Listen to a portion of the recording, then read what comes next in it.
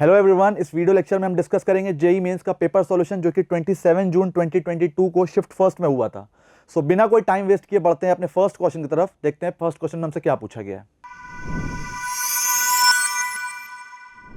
So moving on to our first question, देखते हैं इसमें हमसे क्या पूछा गया है। इस क्वेश्चन में बताया गया था area of the polygon whose vertices are the non real roots of the equation z bar equals to i z square is. So basically इस क्वेश्चन में हमें एरिया उस पॉलीगन का बताना है जिसके वर्टिसेस इस इक्वेशन के नॉन रियल रूट्स होंगे। तो आप अगर ध्यान से देखें तो बेसिकली ये कॉम्प्लेक्स नंबर का क्वेश्चन है, ठीक है। So here are the options. तो सबसे पहले बात करते हैं इस इक्वेशन के रूट्स के बारे में। तो इस इक्वेशन को कैसे सॉल्व कर सकते हैं, यहाँ पे हम लोग z जो कि कॉम्प्लेक्स नंबर है उसको हम लोग x प्लस आई वाई लेट कर सकते हैं। तो जब मैं z को x प्लस आई वाई लेट करूंगा तो ये इक्वेशन क्या बनेगी, ध्यान से देखिए। तो z को अगर x प्लस आई वाई लेट करते हैं तो z बार हो जाएगा आपका x माइनस आई वाई और आई जेड स्क्वायर हो जाएगा आपका क्या, basically i into Z square. Z square का मतलब हो जाएगा x प्लस आई वाई का होल स्क्वायर। जब आप इसका स्क्वायर करेंगे तो इसकी वैल्यू हो जाएगी x square minus y square plus 2ix y, ठीक है। जब ये i अंदर मल्टीप्लाई होगा तो i हो जाएगा एक बार x square minus y square के साथ मल्टीप्लाई, और जब 2ix y के साथ मल्टीप्लाई होगा तो हो जाएगा आई स्क्वायर जिसकी वैल्यू होती है -1 और ये वाला पार्ट हो जाएगा -2xy। अब आपको पता होगा कि जब दो कॉम्प्लेक्स नंबर इक्वल होते हैं तो वो कब इक्वल होते हैं, जब उनका रियल पार्ट अलग से इक्वल हो और इमेजिनरी पार्ट अलग से इक्वल हो। तो अगर दो कॉम्प्लेक्स नंबर इक्वल हैं तो x की वैल्यू हो जाएगी आपकी यहाँ से -2xy के बराबर। रियल पार्ट को रियल से कंपेयर करेंगे और इमेजिनरी पार्ट को इमेजिनरी से कंपेयर करेंगे तो यहाँ से -y की वैल्यू हो जाएगी x square minus y square के बराबर। इसको मानते हैं इक्वेशन नंबर फर्स्ट और इसको मानते हैं इक्वेशन नंबर सेकंड। अब इस इक्वेशन नंबर फर्स्ट से क्या करते हैं, इसको जब उस तरफ लेके जाएंगे तो हो जाएगा x प्लस 2xy। दोनों से अगर मैं x कॉमन कर लूँ अंदर बचेगा 1 प्लस 2y इक्वल्स टू 0। तो यहाँ से दो सॉल्यूशंस मिल रहे हैं, एक x इक्वल्स टू 0 और एक y इक्वल्स टू -1/2। अब हम क्या करेंगे, x इक्वल्स टू 0 एक बार उठा के इक्वेशन नंबर सेकंड में सब्स्टिट्यूट करेंगे और y की वैल्यूज पता करेंगे क्या क्या मिल रही हैं, और एक बार y की वैल्यू उठा के इसमें सब्स्टिट्यूट करेंगे और x की वैल्यू देखेंगे कि क्या क्या मिल रही है। तो जब x इक्वल्स टू 0 उठा के इस इक्वेशन 2 में सब्स्टिट्यूट करेंगे तो देखिए क्या मिलेगा। ये 0 हो जाएगा, बचेगा -y equals to -y square, minus से माइनस कैंसिल आउट हो जाएगा, बचेगा y equals to y square. y equals to y square का मतलब है कि एक बार y की वैल्यू 0 हो जाएगी और एक बार 1 हो जाएगी। सो बेसिकली आप देख सकते हैं जब आपने x इक्वल्स टू 0 सब्स्टिट्यूट किया इस इक्वेशन सेकंड में तो y की दो वैल्यूज आई, एक 0 और एक 1। तो अगर मैं कॉम्प्लेक्स नंबर z की बात करता हूं तो यहां से हमें दो रूट्स मिल रहे हैं, एक हो जाएगा आपका 0 प्लस 0i और एक हो जाएगा आपका 0 प्लस 1 इंटू आई। तो यहां से हम लोग को दो कॉम्प्लेक्स नंबर मिले जिसमें ये आपका रियल है और ये आपका नॉन रियल है। तो हम लोग इस वाले को लेंगे और इस वाले को निगलेक्ट कर देंगे क्योंकि जो वर्टिसेस थे पॉलीगन के वो क्या थे, इस गिवन इक्वेशन के नॉन रियल रूट्स। तो नॉन रियल रूट हमारा ये हो गया एक पहला 0 प्लस 1i। उसके बाद अगर मैं y इक्वल्स टू -1/2 अपनी इस इक्वेशन सेकंड में सब्स्टिट्यूट करूंगा वैल्यू, तो देखिए क्या मिलेगा। तो जब मैं y इक्वल्स टू -1/2 सब्स्टिट्यूट करूंगा तो ये इक्वेशन हो जाएगी 1/2 equals to x square minus 1/4। तो यहाँ से x की वैल्यू हो जाएगी +-√3/2 के बराबर। तो इसका मतलब है जब आपने y की जगह पे -1/2 सब्स्टिट्यूट किया तो x की वैल्यू जो हो जाएगी +-√3/2। तो जो कॉम्प्लेक्स नंबर z यहाँ से मिलेगा वो क्या मिलेगा, तो जब हम लोग x की जगह पे +-√3/2 लेंगे, एक बार लेंगे +√3/2 तो y की वैल्यू क्या है -1/2, तो √3/2 -1/2 इंटू आई। और एक बार जब आप -√3/2 लोगे x की वैल्यू तो y की वैल्यू तो वही थी -1/2, तो -1/2 इंटू आई। आप देख सकते हैं यहाँ से हमें दो ऐसे रूट्स मिल रहे हैं जो कि नॉन रियल हैं। तो z की ये दो वैल्यूज नॉन रियल आई और एक जो पीछे निकाला तो वो क्या थी 0 प्लस 1 इंटू आई यानी कि आई। तो ये जो तीन आपके वर्टिसेस आए हैं ये हो जाएंगे पॉलीगन के वर्टिसेस। जो आपके ये जो नॉन रियल रूट्स आए हैं इस इक्वेशन के z bar equals to i z square के, ये तीन जो आपके रूट्स आए हैं ये नॉन रियल रूट्स हैं और ये हमारे पॉलीगन के वर्टिसेस हो जाएंगे। अगर इनको प्लॉट करते हैं हम लोग अपने आर्गन प्लेन पे तो एक हो जाएगा आपका 0,1, एक हो जाएगा आपका √3, -1/2 और एक बार ये वाला हो जाएगा -√3, -1/2। तो ये तीन वर्टिसेस हो गए। अब मुझे इस ट्राइंगल का एरिया बताना है, तो एरिया ऑफ ट्राइंगल क्या हो जाएगा, एरिया ऑफ ट्राइंगल बेसिकली क्या होता है हाफ बेस इंटू हाइट। तो अगर मैं बेस की बात करता हूं तो बेस आपका क्या हो जाएगा, मेरे हिसाब से जो ये लेंथ है दैट इज √3/2, ये भी लेंथ क्या है √3/2, तो बेस हो जाएगा आपका 2 टाइम्स √3/2 के बराबर। So basically base will be √3। और अगर मैं हाइट की बात करता हूं तो हाइट क्या हो जाएगी, ये लेंथ आपकी 1 है और ये लेंथ अगर आप ध्यान से देखें तो ये है -1/2। तो बेसिकली अगर हम लोग उसका मैग्नीट्यूड काउंट करेंगे तो उसका मैग्नीट्यूड क्या हो जाएगा 1/2 और इसका हो जाएगा 1। तो टोटल जो हाइट है वो क्या हो जाएगी आपकी 3/2। तो height is 3/2 and base is √3।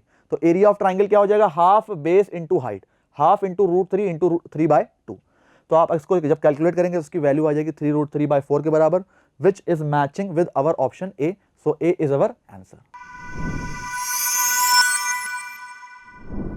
So now moving on to our next question, देखते हैं इसमें से क्या पूछा है। सो इस क्वेश्चन में हमें system of linear equations given है और बताया गया that the system of linear equations are inconsistent. तो कह रहा है अल्फा की वैल्यू क्या होगी बताइए। तो आप क्लियरली देख सकते हैं ये आपका मैट्रिसेस और डिटर्मिनेंट्स का क्वेश्चन है। यहाँ पे सिस्टम ऑफ लीनियर इक्वेशन जो गिवन है वो कैसा है, इनकंसिस्टेंट। तो इनकंसिस्टेंट सिस्टम ऑफ इक्वेशन के लिए क्या करते हैं हम लोग। सो सबसे पहले आप ऑप्शन देख लीजिए, हेयर आर द ऑप्शंस। तो अगर आप ध्यान से देखें तो ये जो आपकी तीन इक्वेशंस गिवन है, अगर ये इनकंसिस्टेंट हैं तो इसके लिए जिसका डिटर्मिनेंट होना चाहिए, डिटर्मिनेंट यानी कि आपका जो एक्स वाई और जेड का जो कोफिशिएंट्स का डिटर्मिनेंट बनेगा वो कैसा होना चाहिए, 0 के बराबर। और अगर मैं बात करता हूं डेल्टा 1, डेल्टा 2 और डेल्टा 3 की, डेल्टा 1 क्या होता है, डेल्टा 1 का मतलब होता है कि जहां पे x के कोफिशिएंट्स हैं उसकी जगह पे आप कांस्टेंट कोफिशिएंट्स रिप्लेस कर दो। डेल्टा 2 का मतलब हो जाएगा जहां पे y के कोफिशिएंट्स हैं वहां पे आप कांस्टेंट कोफिशिएंट रिप्लेस कर दो अपने डिटर्मिनेंट में। और डेल्टा 3 हो जाएगा आपका z के कोफिशिएंट्स की जगह पे आप कांस्टेंट कोफिशिएंट रिप्लेस कर दो। तो इनकंसिस्टेंट सॉल्यूशन कब बनता है, जब डेल्टा आपका 0 हो जाए और एनी ऑफ डेल्टा 1, डेल्टा 2 या डेल्टा 3 इन तीनों में से कोई भी एक डेल्टा आपका नॉन जीरो बना रहे, तब जो सिस्टम ऑफ इक्वेशंस होते हैं उसके इनकंसिस्टेंट सॉल्यूशंस होते हैं। तो अगर मैं बात करता हूं डेल्टा की, तो डेल्टा देखिए क्या हो जाएगा। तो डिटर्मिनेंट हो जाएगा आपका एक्स वाई और जेड के कोफिशिएंट्स का कुछ ऐसा। अब ये जो आपका डिटर्मिनेंट आएगा एक्स वाई और जेड के कोफिशिएंट्स का, उसको कैसा होना चाहिए, 0 के बराबर। तो जब आप इसको सिंप्लीफाई करेंगे देखिए क्या हो जाएगा, 1 × 3 × 2 will be 6, minus minus plus 1, तो 6 + 1 विल बी 7, माइनस 2 अल्फा और ये हो जाएगा आपका माइनस अल्फा, तो 2 alpha minus alpha will be alpha, और ये हो जाएगा 1 × अल्फा और प्लस 3 अल्फा यानी कि 4 अल्फा। तो आप देख सकते हैं जब आप इसको कैलकुलेट करेंगे तो ये जो आपकी डिटर्मिनेंट की वैल्यू बनेगी वो क्या हो जाएगी, 7 - 2 अल्फा प्लस 4 अल्फा, जिसको 7 + 2 अल्फा के बराबर भी लिख सकते हैं। अब डेल्टा कैसा था, 0 के बराबर। तो जब आप डेल्टा को 0 के बराबर करेंगे तो यहां से अल्फा की वैल्यू आ जाएगी -7/2। तो अल्फा की वैल्यू यहां से हम लोग को क्या मिली, -7/2 के बराबर। ठीक है, अब इतना काफी था इनकंसिस्टेंट सॉल्यूशन के लिए, लेकिन हम लोग को एक बार ये भी वेरीफाई करना था कि डेल्टा 1, डेल्टा 2 या डेल्टा 3 में कोई एक नॉन जीरो होना चाहिए। तो मैंने कहा काम करते हैं, डेल्टा 1 निकाल लेते हैं। डेल्टा 1 का मतलब है जहां पे x के कोफिशिएंट्स हैं उसकी जगह पे आप कांस्टेंट कोफिशिएंट्स सब्स्टिट्यूट कर दो। तो जो डिटर्मिनेंट होगा वो हो जाएगा 2 2 1 अल्फा 3 -1 माइनस अल्फा 1 और 2। जब आप इसको सिंप्लीफाई करोगे इसकी वैल्यू आ जाएगी 14 + 2 अल्फा के बराबर। इजीली आप इसको कैलकुलेट कर सकते हो, इसकी वैल्यू आ जाएगी 14 + 2 अल्फा, और अल्फा की वैल्यू क्या थी, -7/2। जब आप यहाँ पे अल्फा की वैल्यू सब्स्टिट्यूट करेंगे तो डेल्टा 1 की वैल्यू आ जाएगी 7 which is non zero value. तो अगर डेल्टा 1 की वैल्यू नॉन जीरो आ रही है, इसका मतलब यहां से कंफर्म हो जाता है that the system of equations will have inconsistent solutions if alpha is equals to -7/2. So our answer is -7/2, which is matching with our option D. So D is our answer. So now moving on to our next question, देखते हैं इसमें हमसे क्या पूछा है। So इस question में हमें बताया है कि x, y और z की जो वैल्यूज हैं वो sigma a to the power n, sigma b to the power n और sigma c to the power n के बराबर है, जहां पे n आपका जो है वो 0 से इन्फिनिटी चल रहा है तीनों सिग्मास में। ABC बताया गया है AP में है, जहां पे mod of a, mod of b, mod of c less than 1 है, यानी कि ABC का मैग्नीट्यूड जो है वो 1 से छोटा है। ABC आपका 0 के बराबर नहीं है देन। तो अगर आप ध्यान से देखें तो बेसिकली ये आपका प्रोग्रेशन का क्वेश्चन है। तो इसमें देखिए क्या करना है। सो बेसिकली हमें बताना है एक्स वाई जेड या फिर 1/x 1/y 1/z AP में GP में होगा या फिर नहीं होगा। तो उसके लिए क्या करेंगे, सबसे पहले इन सारी सीरीज को एक्सपैंड करते हैं। एक्सपैंड कैसे करेंगे, एक्स की जो वैल्यू वो क्या गिवन है, एक्स की वैल्यू गिवन है a की power n, n equal to 0 से इन्फिनिटी। जब आप n की जगह पे 0 सब्स्टिट्यूट करोगे तो उसकी वैल्यू हो जाएगी 1। उसके बाद a, फिर a² और ये सीरीज कहां तक जाएगी, इनफाइनाइट तक। सिमिलरली अगर मैं बात करता हूं y की, तो y की वैल्यू हो जाएगी 1 + b and so on up to infinite.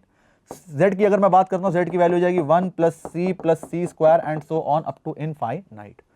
तो x y z ये हो गया। अगर आप ध्यान से देखें तो जो x y z की वैल्यूज हैं ये GP फॉर्म कर रही हैं ऑफ इनफाइनाइट टर्म्स, जिनमें तीनों में फर्स्ट टर्म 1 है, फर्स्ट वाले में कॉमन रेशियो a है, दूसरे वाले में b है और थर्ड वाले में c है।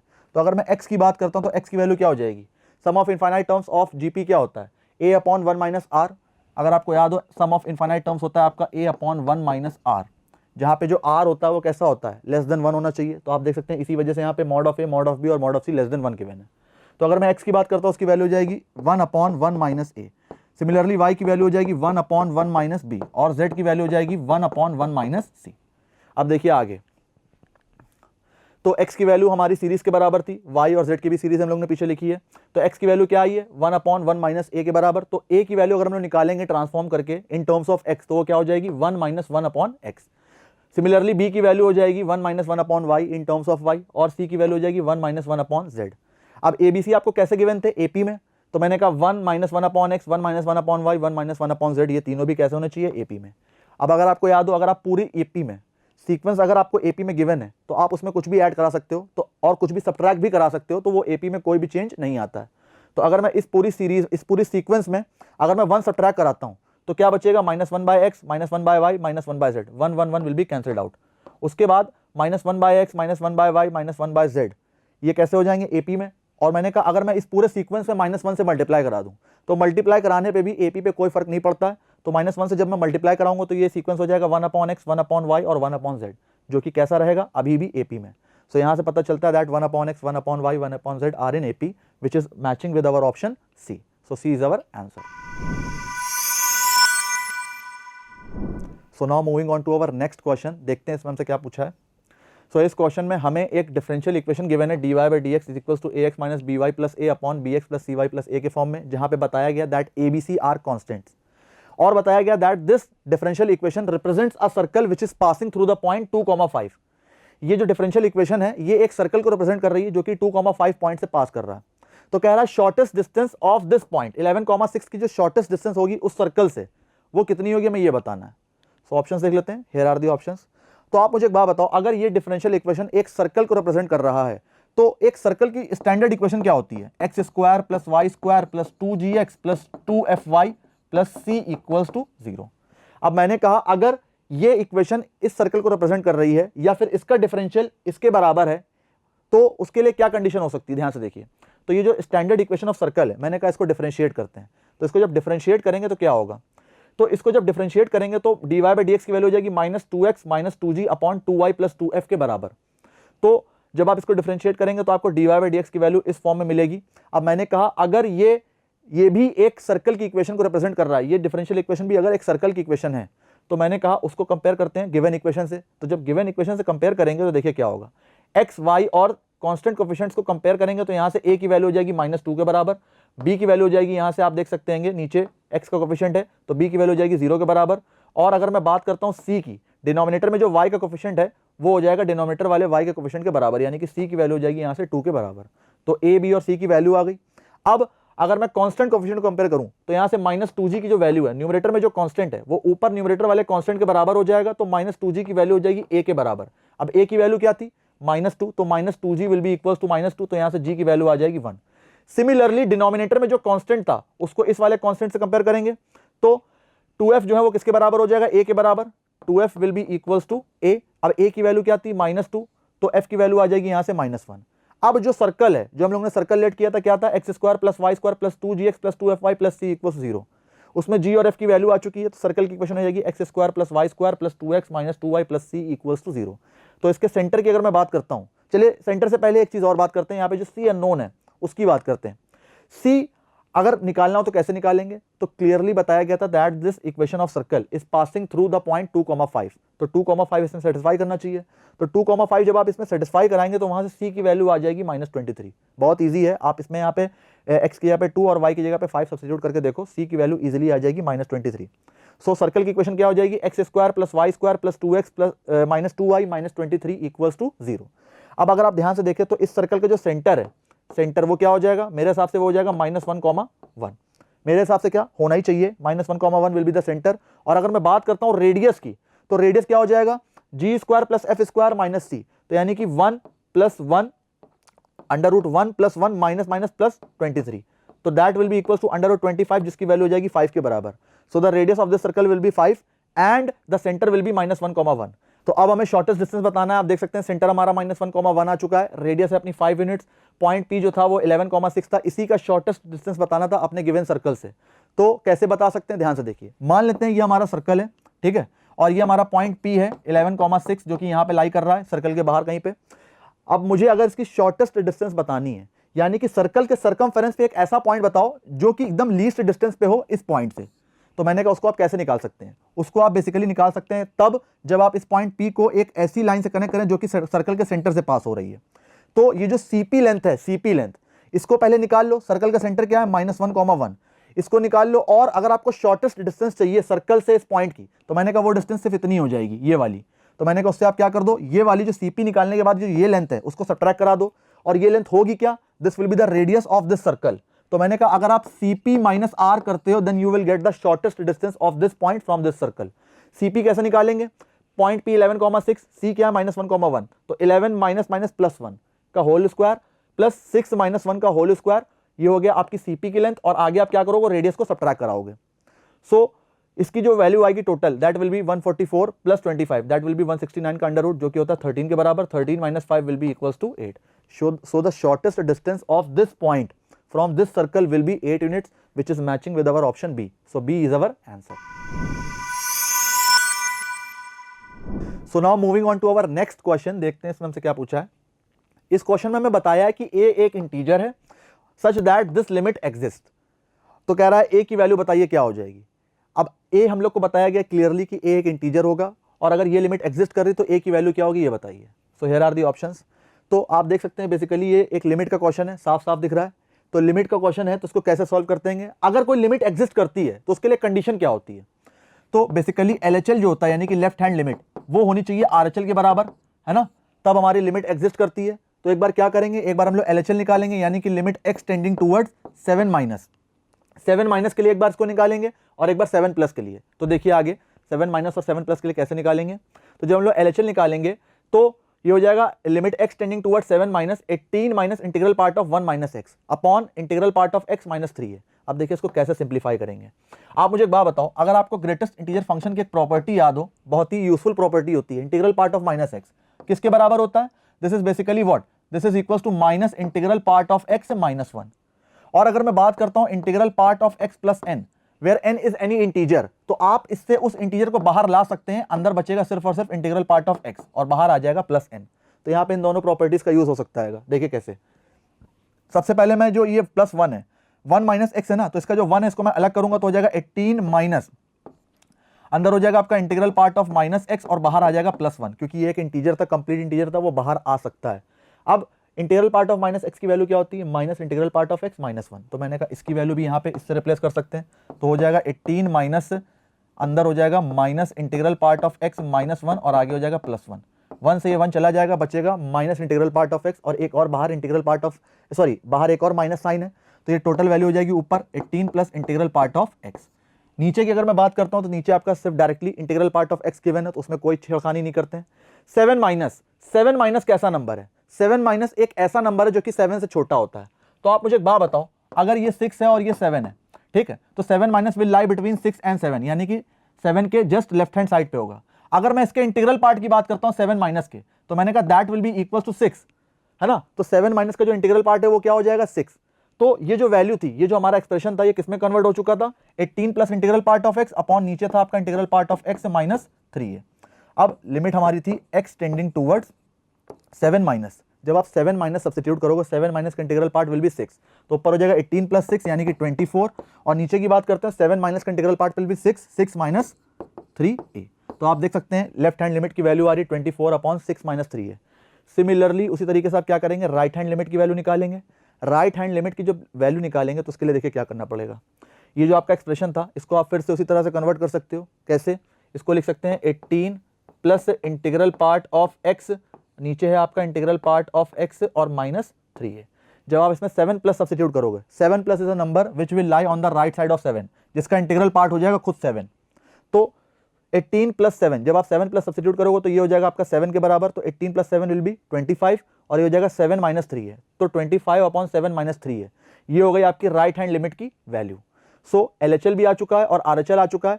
अब अगर लिमिट एग्जिस्ट कर रही थी तो LHL और RHL बराबर होना चाहिए था, तो क्या करेंगे, इन दोनों वैल्यूज को इक्वेट करेंगे। तो जब इन दोनों को इक्वेट करेंगे तो ये उधर मल्टीप्लाई होगा और ये इधर क्रॉस मल्टीप्लाई होगा।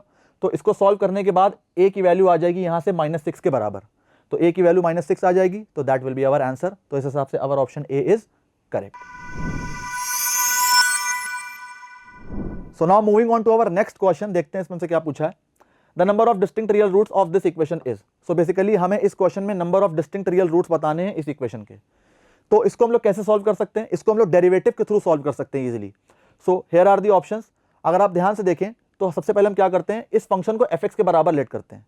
तो अब मैंने जैसा कि बताया इसका डेरिवेटिव लेके इजीली इसके रियल रूट्स पता कर सकते हैं कितने होंगे। तो मैंने कहा अगर मैं इसका डेरिवेटिव लूंगा तो क्या हो जाएगा 4x³ - 4, ठीक है। अब 4x³ - 4 से आप 4 अगर कॉमन कर लेंगे तो अंदर बचेगा आपका x³ - 1। अब देखिए इसको मैं कैसे फैक्टराइज करता हूं। तो 4 तो आपका कांस्टेंट है, x क्यूब माइनस 1 को लिख सकते हैं x minus 1 x square plus x plus 1। अब आप ध्यान से देखिए ये आपका f डैश x जो आया है इससे कितने क्रिटिकल पॉइंट्स मिल रहे हैं। इससे आप देख सकते हैं कि ये जो आपका क्वाड्रेटिक फैक्टर है ये हमेशा पॉजिटिव रहेगा क्योंकि इसकी ओपनिंग अपवर्ड है और उसका डी नेगेटिव है, तो हमेशा ये ग्रेटर देन 0 रहेगा। 4 भी पॉजिटिव है, बचेगा क्या x माइनस 1। ये एक लौता फैक्टर है जिससे क्रिटिकल पॉइंट मिलेगा। तो क्रिटिकल पॉइंट्स कितने हो जाएंगे, सिर्फ और सिर्फ एक, क्या 1। 1 से पहले फंक्शन विल बी डिक्रीजिंग और 1 के बाद फंक्शन विल बी इंक्रीजिंग, जैसा कि हम लोग करते हैं इंक्रीजिंग डिक्रीजिंग फंक्शन के लिए। तो मैंने कहा क्रिटिकल पॉइंट अगर हमारा 1 है तो 1 पे वैल्यू चेक कर लेते हैं, f1 की वैल्यू निकाल लेते हैं। तो जब आप x की जगह पे 1 सब्स्टिट्यूट करेंगे तो फंक्शन की वैल्यू हो जाएगी 1 माइनस 4 प्लस 1 यानी कि -2। सो the value of f1 will be -2 यानी कि f1 की वैल्यू नेगेटिव आ रही है। आप ग्राफ देखिए, अगर मैं बात करता हूं फंक्शन के इंक्रीजिंग और डिक्रीजिंग होने की, तो 1 से पहले फंक्शन लगातार डिक्रीज कर रहा है। तो अगर f1 की वैल्यू -2 है यानी कि अगर f1 की वैल्यू नेगेटिव है तो 1 से पहले अगर फंक्शन लगातार डिक्रीज करते हुए नीचे आएगा तो एक बार x एक्सिस को जरूर कट करेगा, बिना कट करे वो नीचे जा ही नहीं सकता x एक्सिस के, यानी कि उसकी वैल्यू f1 पे नेगेटिव नहीं आ सकती जब तक कि वो एक बार कट नहीं करेगा। उसके बाद 1 के बाद फंक्शन कैसा है, लगातार इंक्रीजिंग है। तो लगातार अगर इंक्रीज करेगा तो एक टाइम तो जरूर ऐसा आएगा जब वो x एक्सिस को कट करेगा। तो यहां से मैं डिस्टिंक्टली बोल सकता हूं कि जो हमारी fx है, जो हमारा फंक्शन fx है, उसके एटलीस्ट 2 रियल रूट्स तो होने वाले हैं क्योंकि f1 की वैल्यू है -2 और 1 से पहले फंक्शन एक बार कट करेगा लगातार डिक्रीज होते हुए, उसके बाद लगातार इंक्रीज करेगा। अब अगर फंक्शन लगातार इंक्रीज करेगा तो नीचे आने का कभी इसका सवाल ही नहीं बनता है, तो इसका मतलब है वो कभी भी दोबारा आके x एक्सिस को कट नहीं करेगा। तो अगर मैं बात करता हूं नंबर ऑफ सॉल्यूशंस की, so you can clearly see यहां से हम लोग को 2 सॉल्यूशंस मिल रहे हैं ऑफ दिस फंक्शन fx। तो इस हिसाब से number of solutions will be 2, so our answer will be B part. So now moving on to our next question, देखते हैं इसमें से क्या पूछा है। सो इस क्वेश्चन में हमें बताया है length of sides of the triangle are 10 plus x square, 10 plus x square and 20 minus 2x square. अब कह रहा है if for x equals to k area of triangle is maximum then 3k square is equals to. So अगर आप ध्यान से देखें तो आपको जो लेंथ गिवन है साइड्स ऑफ द ट्राइंगल की, उसमें 2 लेंथ सेम है, यानी कि यहां से मैं क्लियरली बोल सकता हूं that the triangle will be N isosceles triangle. तो ये एक आइसोसेलेस ट्राइंगल बनाएगा। अब कह रहा है x इक्वल्स टू k पे हमें जो ट्राइंगल की वैल्यू है, एरिया ऑफ ट्राइंगल है, वो मैक्सिमम मिल रहा है। तो कह रहा है 3k स्क्वायर की वैल्यू बताइए क्या हो जाएगी। So here are the options. अब आप ध्यान से देखिए जो हमारा ट्राइंगल गिवन था वो कैसा था, एक आइसोसेलेस ट्राइंगल। तो मैंने ट्राइंगल ABC मान लिया जिसमें AB और AC लेंथ कैसी है, इक्वल है 10 प्लस एक्स स्क्वायर के बराबर, और जो BC है base that is 20 minus 2x square. अब देखिए इसको कैसे सॉल्व करेंगे। A, B और C की वैल्यू है गिवन, S निकालते हैं। S क्या होता है, सेमी पैरामीटर, जिसकी वैल्यू होती है A plus B plus C by 2। तो जब आप तीनों का सम करेंगे तो क्या हो जाएगा 20 plus 10 plus 10 40 minus 2x square plus x square plus x square cancel out हो जाएगा, बचेगा 40/2 यानी कि S की वैल्यू आ जाएगी 20 के बराबर। अब एरिया ऑफ ट्राइंगल कैसे निकालते हैं, डेल्टा कैसे निकालते हैं, under root S into S minus A, S minus B और S माइनस C। S क्या गिवन है 20, S निकाला है 20, S माइनस A क्या हो जाएगा, यानी कि 20 माइनस A यानी कि 20 माइनस माइनस 20 कैंसिल आउट हो जाएगा और ये हो जाएगा plus 2x square. S minus B क्या हो जाएगा 20 माइनस 10 माइनस x स्क्वायर यानी कि 10 माइनस x स्क्वायर, और S माइनस C हो जाएगा आपका 20 माइनस 10 माइनस x स्क्वायर यानी कि 10 माइनस x स्क्वायर। आप देख सकते हैं ये दोनों सेम है, इन दोनों को मल्टीप्लाई कराएंगे तो इसका स्क्वायर हो जाएगा, और 20 इंटू 2x स्क्वायर कराएंगे तो 40x स्क्वायर हो जाएगा, जिसको लिख सकते हैं 2 रूट 10, अंदर बचेगा x स्क्वायर का अंडर रूट। अब ये जो दोनों नंबर्स हैं इनके ऊपर स्क्वायर है और उसके ऊपर अंडर रूट लगा है, तो जब ये दोनों बाहर आएंगे अंडर रूट से तो इनके ऊपर लग जाएगा मॉडुलस। आप देख सकते हैं जो ट्राइंगल आ रहा है, जो एरिया ऑफ ट्राइंगल आ रहा है वो क्या आ रहा है 2 root 10 modulus of 10x minus x cube. अब हमें क्या करना है, हमें इसको मैक्सिमाइज करना है। मैक्सिमाइज करने के लिए हम लोग क्या करते हैं, डिफरेंशिएट करते हैं बेसिकली। तो इसको हम लोग क्या करेंगे, डिफरेंशिएट करेंगे सबसे पहले। तो यहां पे आप देख सकते हैं a को मैंने 10x माइनस x क्यूब के बराबर ले लिया, where a is the variable part of the area of triangle. तो अगर मुझे मैक्सिमम एरिया निकालना है, यानी कि अगर मुझे एरिया को मैक्सिमाइज करना है तो मुझे इस a को भी मैक्सिमाइज करना पड़ेगा, यानी कि मैक्सिमाइज करने के लिए क्या करते हैं, डिफरेंशिएट करते हैं। तो इसको डिफरेंशिएट करेंगे with respect to x, dA by dx, उसकी वैल्यू क्या हो जाएगी 10 माइनस 3x स्क्वायर के बराबर। अब मैक्सिमाइज या मिनिमाइज करने के लिए क्या करते हैं, डेरिवेटिव को 0 के बराबर लेट करते हैं, वहां से हमें क्रिटिकल पॉइंट मिलता है ना। तो वो क्रिटिकल पॉइंट हमें क्या गिवन था, क्वेश्चन में बताया गया था that x equals to k पे हमारा एरिया मैक्सिमम हो जाएगा। तो बेसिकली क्या करिए आप यहाँ पे x की जगह पे k सब्स्टिट्यूट कर दीजिए, तो 3x स्क्वायर की वैल्यू 10 आ जाएगी। तो अगर मैं x की जगह पे k सब्स्टिट्यूट करूंगा तो 3k स्क्वायर की वैल्यू डायरेक्टली आ जाएगी 10 के बराबर, और यही वैल्यू मैं बतानी थी 3k स्क्वायर की। सो k जो था, k एक ऐसा पॉइंट था, x इक्वल्स टू k एक ऐसा पॉइंट था जहां पे एरिया ऑफ ट्राइंगल मैक्सिमाइज हो रहा था, और इसको मैक्सिमाइज करने के बाद पता लगता है that 3x square is equals to 10। तो x की जगह पे अगर आप k सब्स्टिट्यूट कर दोगे तो 3k स्क्वायर की वैल्यू डायरेक्टली आ जाएगी 10 के बराबर। तो इस हिसाब से our option C is correct. So now moving on to our next question, देखते हैं हमसे क्या पूछा है। सो इस क्वेश्चन में हमें एक इक्वेशन गिवन है x और y में, जहाँ पे modulus of y less then 2 बताया गया है। सो देखते हैं इसमें हमें बताना क्या है। सो अगर आप ऑप्शन ध्यान से देखेंगे तो बेसिकली हमें इसको डिफरेंशिएट करना है इस इक्वेशन को, और चेक करना है कि इनमें से कौन सी डिफरेंशियल इक्वेशन इसको सेटिस्फाई करेगी। तो उसके लिए क्या करेंगे, सबसे पहले इसको थोड़ा सा ट्रांसफॉर्म कर लेते हैं। देखिए कैसे करेंगे। तो log x बाय 5 की होल पावर 5 बेस e, तो इसका जो पावर होगी वो आपके आगे मल्टीप्लाई हो जाएगी, तो क्या हो जाएगा cos inverse y by 2 equals to 5 log x by 5 base e। अब इसमें क्या करेंगे, log m minus log n की प्रॉपर्टी का यूज कर सकते हैं, या फिर इसको डायरेक्टली डिफरेंशिएट कर सकते हैं। तो cos inverse theta cos inverse x का जो आपका डिफरेंशियल होता है वो क्या होता है, -1 upon under root 1 minus x square. X की जगह पे क्या है बेसिकली y बाई 2, तो हो जाएगा 1 माइनस वाई स्क्वायर बाय 4। अंदर जाएंगे y बाई 2 का डेरिवेटिव हो जाएगा 1 by 2 into d y by d x, यानी कि y डैश। इस तरफ की बात करें 5 तो कांस्टेंट है वो वैसे ही रहेगा। log x by 5 base e का डेरिवेटिव क्या हो जाएगा, 1 upon x by 5 into x by 5 का डेरिवेटिव हो जाएगा 1 बाय 5। आप देख सकते हैं ये 5 से ये 5 चला जाएगा, तो बचेगा सिर्फ और सिर्फ 5 बाय x। इस तरफ क्या हो जाएगा, जब आप इन दोनों का एलसीएम लेंगे तो हो जाएगा 4 माइनस वाई स्क्वायर अपॉन 4 का अंडर रूट, जिसकी वैल्यू हो जाएगी 2 के बराबर, जो कि इस वाले 2 से कैंसिल आउट हो जाएगा। तो ऊपर बचेगा माइनस वाई डैश, नीचे हो जाएगा under root 4 minus y square. इस तरफ हो जाएगा 5 बाय एक्स। कुछ नहीं करना है, आप इसको इस तरफ मल्टीप्लाई कराओ और इसको इस तरफ क्रॉस मल्टीप्लाई करा दो। उसके बाद आप क्या करो, इस पूरी इक्वेशन को फिर से डिफरेंशिएट कर दो। जब आप इसको डिफरेंशिएट करेंगे, क्योंकि आपके जो ऑप्शंस गिवन थे उसमें y डबल डैश भी प्रेजेंट था, तो उसके लिए क्या करना था, हम लोग को इस इक्वेशन को 2 बार डिफरेंशिएट करना था। तो जब इसको डबल डिफरेंशिएट करेंगे तो क्या हो जाएगा, minus x y double dash. तो सबसे पहले क्या करेंगे, y का डेरिवेटिव y डबल डैश, उसके बाद x का डेरिवेटिव 1 y डैश वैसे ही रहेगा, तो minus x y double dash minus y dash. इस वाले पार्ट की बात करें तो 5 तो कांस्टेंट है, under root 4 minus y square का डेरिवेटिव क्या हो जाएगा, 1 upon 2 under root 4 minus y square into minus 2y into y dash.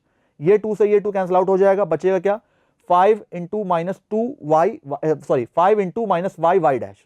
अब देखिए क्या होगा, इससे मैं माइनस साइन कॉमन कर लेता हूं, इधर वाले माइनस साइन से मल्टीप्लाई करा दूंगा, तो इधर हो जाएगा 5 y y dash upon under root 4 minus y square, और उस तरफ हो जाएगा x y double dash plus y dash. अब ध्यान से देखिएगा एक चीज, y dash upon 4 minus y square, ये जो इतना पार्ट है इस वाले एक्सप्रेशन का, मैंने कहा इसकी वैल्यू हो जाएगी 5 बाय एक्स के बराबर, माइनस 5 बाय एक्स के बराबर, क्योंकि minus y dash upon under root 4 minus y square किसके बराबर था, 5 बाय एक्स। तो ये जो एक्सप्रेशन ये हो जाएगा आपका बेसिकली माइनस 5 बाय एक्स के बराबर। तो 5 into minus 5 by x into y. अब क्या करेंगे, ये जो आपका x है ये उस तरफ मल्टीप्लाई कराएंगे तो हो जाएगा x square y double dash plus x y dash. इधर क्या बचेगा, माइनस 25 वाई, उस तरफ जाने के बाद क्या हो जाएगा, प्लस 25 वाई, इधर बचेगा 0। So the differential equation will be x square y double dash plus x y dash plus 25 y equals to 0, which is matching with our option D. So D is our answer. So now moving on to our next question, देखते हैं इसमें हमसे क्या पूछा है। सो इस question में हमें एक इंटीग्रल गिवन है जिसकी वैल्यू एफ एक्स इंटू ई की पावर एक्स प्लस सी के बराबर है। अब कह रहा है अगर सी एक कांस्टेंट है तो D cube f x upon d x cube की वैल्यू बताइए एट एक्स इक्वल्स टू 1। यानी कि हमें इस एफ एक्स को, जो एफ एक्स की वैल्यू निकालेंगे उसको 3 बार डिफरेंशिएट करना है और एक्स इक्वल्स टू 1 पे उसकी वैल्यू बतानी है। So here are the options. तो क्या करेंगे, सबसे पहले इस इंटीग्रल को सॉल्व करते हैं। कैसे सॉल्व कर सकते हैं देखिए। तो सबसे पहले इसमें हम लोग क्या करेंगे, -1 और +1 कराएंगे, -1 को अलग कर लेंगे और +2 को अलग कर लेंगे। एक बार एक्स स्क्वायर -1 के नीचे हमारा x + 1 का होल स्क्वायर जाएगा, तो एक्स स्क्वायर -1 के 2 फैक्टर होते हैं, x - 1 और x + 1। x + 1 से x + 1 चला जाएगा, ऊपर बचेगा x - 1, नीचे बचेगा x + 1। और एक बार 2 के नीचे जब ये वाला पार्ट जाएगा तो हो जाएगा 2 अपॉन x + 1 का होल स्क्वायर। अब आप ध्यान से देखिए, अगर मैं इस फंक्शन को x - 1 अपॉन x + 1 को मानता हूं किसी फंक्शन f(x) के बराबर, लेट कर लेते हैं, अगर ये f(x) के बराबर है तो जब आप इसको डिफरेंशिएट करेंगे तो f' की जो वैल्यू है वो किसके बराबर हो जाएगी, that will be equal to 2 upon x + 1 का होल स्क्वायर। आप इसको डिफरेंशिएट करके देखना, यही फंक्शन आपको डेरिवेटिव में मिलेगा। सो बेसिकली अगर ये f(x) है तो ये उसका f' है, और आगे क्या मल्टीप्लाइड है, e की पावर x। तो अगर आप ध्यान से देखें तो ये यूलर्स फॉर्म बन रहेगा। आप देखिए, integration of f(x) plus f' ex dx किसके बराबर होता है, f(x) इंटू e की पावर x प्लस c के बराबर, ये यूलर्स फॉर्म होता है। तो यहाँ से क्या हो जाएगा, ये जो आपका इंटीग्रल है इसकी वैल्यू हो जाएगी e की power x into x - 1 upon x + 1 plus c। तो अब अगर ये वैल्यू आ रही है हमारी इस इंटीग्रल की, और इसको अगर हम कंपेयर करते हैं गिवन वैल्यू से, तो गिवन वैल्यू क्या आती है हमारी, f(x) इंटू e की पावर x। तो वहां से कंपैरिजन से पता चलेगा that the value of f(x) will be x - 1 upon x + 1। अब हमें क्या बताना था, f''x, यानी कि f(x) का third differential at x equals to 1 पे वैल्यू बतानी थी। तो इसको क्या करेंगे, एक बार डिफरेंशिएट करेंगे तो इसका डेरिवेटिव तो बिल्कुल इजी है, अभी मैंने बताया f(x) अगर ये है तो इसका f'(x) हो जाएगा 2 अपॉन x + 1 का होल स्क्वायर। फिर एक बार उसको आप डबल डिफरेंशिएट करेंगे तो उसकी वैल्यू हो जाएगी -4 अपॉन x + 1 का होल क्यूब। और एक बार फिर से आप इसको डिफरेंशिएट करेंगे, इसकी वैल्यू हो जाएगी 12 अपॉन एक्स प्लस वन का होल स्क्वायर। अब हमें वैल्यू किसकी बतानी थी, एफ ट्रिपल डैश वन की, तो f triple dash x at x equals to one. तो आप क्या करिए, इस पूरे डेरिवेटिव में एक्स की जगह पे वन सब्स्टिट्यूट कर दिए, तो हो जाएगा 12 अपॉन वन प्लस वन की होल पावर 4, यानी कि 12 अपॉन 2 की पावर 4 यानी कि 16। तो 12/16 को जब कैंसिल आउट करेंगे तो उसकी वैल्यू आ जाएगी 3/4 के बराबर। So the value of d cube f x upon d x cube at x equals to 1 will be equals to 3/4 which is matching with our option B. So B is our answer. So now moving on to our next question, देखते हैं इसमें हमसे क्या पूछा है। सो इस question में हमें एक इंटीग्रल गिवन है जिसकी लिमिट है -2 से 2 और ये हमारा फंक्शन गिवन है, हमें इसको इंटीग्रेट करना है, इसकी वैल्यू बतानी है। So here are the options. तो इसको इंटीग्रेट कैसे कर सकते हैं, तो आप देख सकते हैं यहाँ पे लिमिट -a से a गिवन है। तो उसके लिए अगर आपको एक इंटीग्रल की डेफिनेट इंटीग्रल की प्रॉपर्टी याद हो कि -a से a f x की जो वैल्यू होती है वो होती है आपकी 0 से a f of x plus f of -x के बराबर।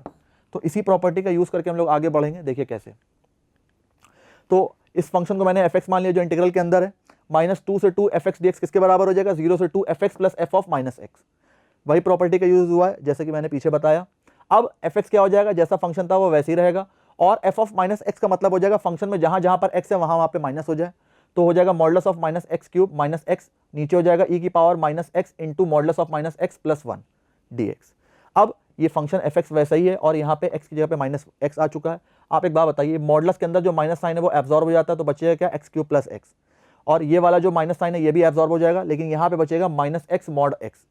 अगर ध्यान से देखिए 0 से 2 के लिए, 0 से 2 के लिए जो x है अब कैसा है, लिमिट आपकी कहां से कहां चली, 0 से 2 हो गई लिमिट, तो 0 से 2 लिमिट के लिए आपका जो x है वो हमेशा पॉजिटिव है, तो मैंने कहा मॉड लगाने की कोई जरूरत नहीं, ये वाला पार्ट हमेशा पॉजिटिव हो जाएगा तो मॉड रिमूव हो जाएगा, और ये वाला पार्ट जो है ये भी पॉजिटिव है तो इसका भी मॉड रिमूव हो जाएगा, तो नीचे हो जाएगा e की पावर -x² प्लस 1, और यहाँ पे e की पावर x² प्लस 1 बना रहेगा जैसा था। अब ध्यान से देखिए मैं क्या करूंगा, जब मैं इस वाले पार्ट का इन दोनों का एलसीएम लूंगा तो e की पावर -x² प्लस 1 को क्या लिख सकते हैं, इसको लिख सकते हैं 1 प्लस e की पावर x² अपॉन e की पावर x²। तो 1 अपॉन e की पावर x² जो था वो ऊपर जाके मल्टीप्लाई हो जाएगा e की पावर x², नीचे बचेगा 1 प्लस e की पावर x²। अब जब आप इन दोनों को ऐड कराएंगे तो दोनों के डिनोमिनेटर सेम है, तो दोनों के डिनोमिनेटर सेम है तो नीचे आपका क्या हो जाएगा, नीचे हो जाएगा आपका 1 प्लस e की पावर x²। ऊपर जब दोनों वाले पार्ट्स जुड़ेंगे तो ऊपर हो जाएगा आपका x क्यूब प्लस x, दोनों से कॉमन आ जाएगा, अंदर बचेगा आपका 1 प्लस e की पावर x², जो कि इससे नीचे वाले पार्ट से कैंसिल आउट हो जाएगा। तो बचेगा क्या, x क्यूब प्लस x। तो बेसिकली आप देख सकते हैं लिमिट में बचा है 0 से 2, लिमिट है आपकी 0 से 2, फंक्शन बचा है आपका x cube plus x dx। तो जब आप इसको इंटीग्रेट करेंगे इसकी वैल्यू हो जाएगी x की पावर 4/4 प्लस x²/2, लिमिट है अपर लिमिट है 2, लोअर लिमिट है 0। जब आप अपर लिमिट सब्स्टिट्यूट करेंगे तो वैल्यू हो जाएगी 4 प्लस 2, और जब 0 सब्स्टिट्यूट करेंगे तो 0 की वैल्यू हो जाएगी 0। तो आंसर आ जाएगा आपका 4 प्लस 2 इक्वल्स टू 6। तो इस हिसाब से 6 is our answer which is matching with our option D. So now moving on to our next question, देखते हैं इसमें हमसे क्या पूछा है। सो इस क्वेश्चन में हमें एक डिफरेंशियल इक्वेशन गिवन है यहाँ पे भी, जहाँ पे एक्स वाई पॉजिटिव है, y1 की वैल्यू 1 के बराबर, तो कह रहा है y2 की वैल्यू बताइए क्या हो जाएगी। y1 इक्वल्स टू 1 का मतलब है जब आप x इक्वल्स टू 1 डाल लें तो y की वैल्यू 1 आ रही है, तो कह रहा है जब x इक्वल्स टू 2 सब्स्टिट्यूट करेंगे तो y की वैल्यू क्या आएगी ये बताना है। सो एक बार ऑप्शन देख लेते हैं, हियर आर दी ऑप्शंस। सबसे पहले क्या करेंगे, इसको सिंप्लीफाई करने की कोशिश करते हैं इस डिफरेंशियल इक्वेशन को। तो ध्यान से देखिए क्या करेंगे, तो ये जो आपकी इक्वेशन है इसमें जब इस वाले पार्ट को हम लोग इस तरफ लेके जाएंगे तो हो जाएगा -2 की power x minus y into 2 की पावर y माइनस 1 अपॉन 2 की पावर x माइनस 1। अब 2 की पावर x माइनस वाई को लिख सकते हैं 2 की पावर x अपॉन 2 की पावर y, तो 2 की पावर y नीचे मल्टीप्लाई हो जाएगा, 2 की पावर x आपका ऊपर ही रहेगा इंटू 2 की पावर y माइनस 1, और डिनोमिनेटर में है 2 की पावर y इंटू 2 की पावर x माइनस 1। कुछ नहीं करना है, y वाले वेरिएबल्स अलग कर लेना है और x वाले अलग, यानी कि वेरिएबल्स को सेपरेट करना है। तो 2 की पावर x माइनस 1 और 2 की पावर x इस तरफ ही रखते हैं, dx को इधर मल्टीप्लाई कराएंगे, 2 की पावर y माइनस 1 नीचे जाएगा और 2 की पावर y ऊपर जाएगा। तो बेसिकली ये जो आपकी इक्वेशन है ये इस फॉर्म में बन जाएगी 2 की पावर y अपॉन 2 की पावर y माइनस 1, और इस तरफ हो जाएगा -2 की पावर x अपॉन 2 की पावर x माइनस 1। कुछ नहीं करना, बेसिकली हम लोग को दोनों फंक्शंस को इंटीग्रेट करना है। जब इसको इंटीग्रेट करेंगे देखिए कैसे, तो 2 की पावर y अपॉन 2 की पावर y माइनस 1 को देखिए कैसे इंटीग्रेट कर सकते हैं। तो मैं 2 की पावर y माइनस 1 को अगर मान लेता हूँ किसी t के बराबर, लेट कर लेता हूँ, तो 2 की पावर y ln2 dy की वैल्यू किसके बराबर हो जाएगी, dt के बराबर। सो बेसिकली 2 की पावर y dy हो जाएगा हमारा 1 अपॉन ln2 dt के बराबर। सो आप ध्यान से देखिए, तो जो आपका इंटीग्रल है वो क्या हो जाएगा, इंटीग्रल हो जाएगा आपका dt अपॉन ln2, और नीचे 2 की पावर y माइनस 1 को आपने क्या माना है t, तो 1 अपॉन ln2 एक कांस्टेंट है वो बाहर आ जाएगा, तो बचेगा क्या 1 अपॉन t, जिसका इंटीग्रल क्या हो जाएगा, इसका इंटीग्रल हो जाएगा ln mod t के बराबर, तो 1 upon ln 2 into ln mod t। अब t की वैल्यू क्या थी, 2 की पावर y माइनस 1, तो basically this will be equal to 2 की पावर y माइनस 1। सो इस इंटीग्रल की वैल्यू हो जाएगी 1 अपॉन ln 2 ln mod 2 की power y minus 1। Similarly minus sign इधर था बस, और बाकी इस पूरे इंटीग्रल की वैल्यू भी सेम वैसी रहेगी जैसे इस वाले की आई थी, तो इसकी वैल्यू हो जाएगी 1 अपॉन ln 2 ln mod 2 की पावर x माइनस 1, बस यहाँ पे क्या है माइनस साइन है, और प्लस c। अब यहाँ पे c हमारा अननोन है, तो उसके लिए क्या गिवन था, x इक्वल्स टू 1 पे y की वैल्यू क्या गिवन थी, 1 के बराबर। तो मैंने कहा x इक्वल्स टू 1 और y इक्वल्स टू 1 सब्स्टिट्यूट कर दो, तो जब आप x इक्वल्स टू 1 रखेंगे तो 2 की पावर 1 यानी कि 2 माइनस 1 विल बी 1, और ln 1 की वैल्यू होती है 0, और जब आप y की जगह पे 1 रखेंगे तो 2 की पावर 1 विल बी 1, सॉरी 2 की power 1 will be 2, 2 minus 1 will B 1, तो इस वाले ln की भी वैल्यू हो जाएगी 0, तो यानी कि ये भी पार्ट 0 और ये भी पार्ट 0। तो जब आप x इक्वल्स टू 1 और y इक्वल्स टू 1 रखते हैं तो c की वैल्यू आ जाती है 0। सो बेसिकली जो c है वो आपका एलिमिनेट हो जाएगा, तो बचेगा सिर्फ इतना पार्ट यहां से लेके यहां तक।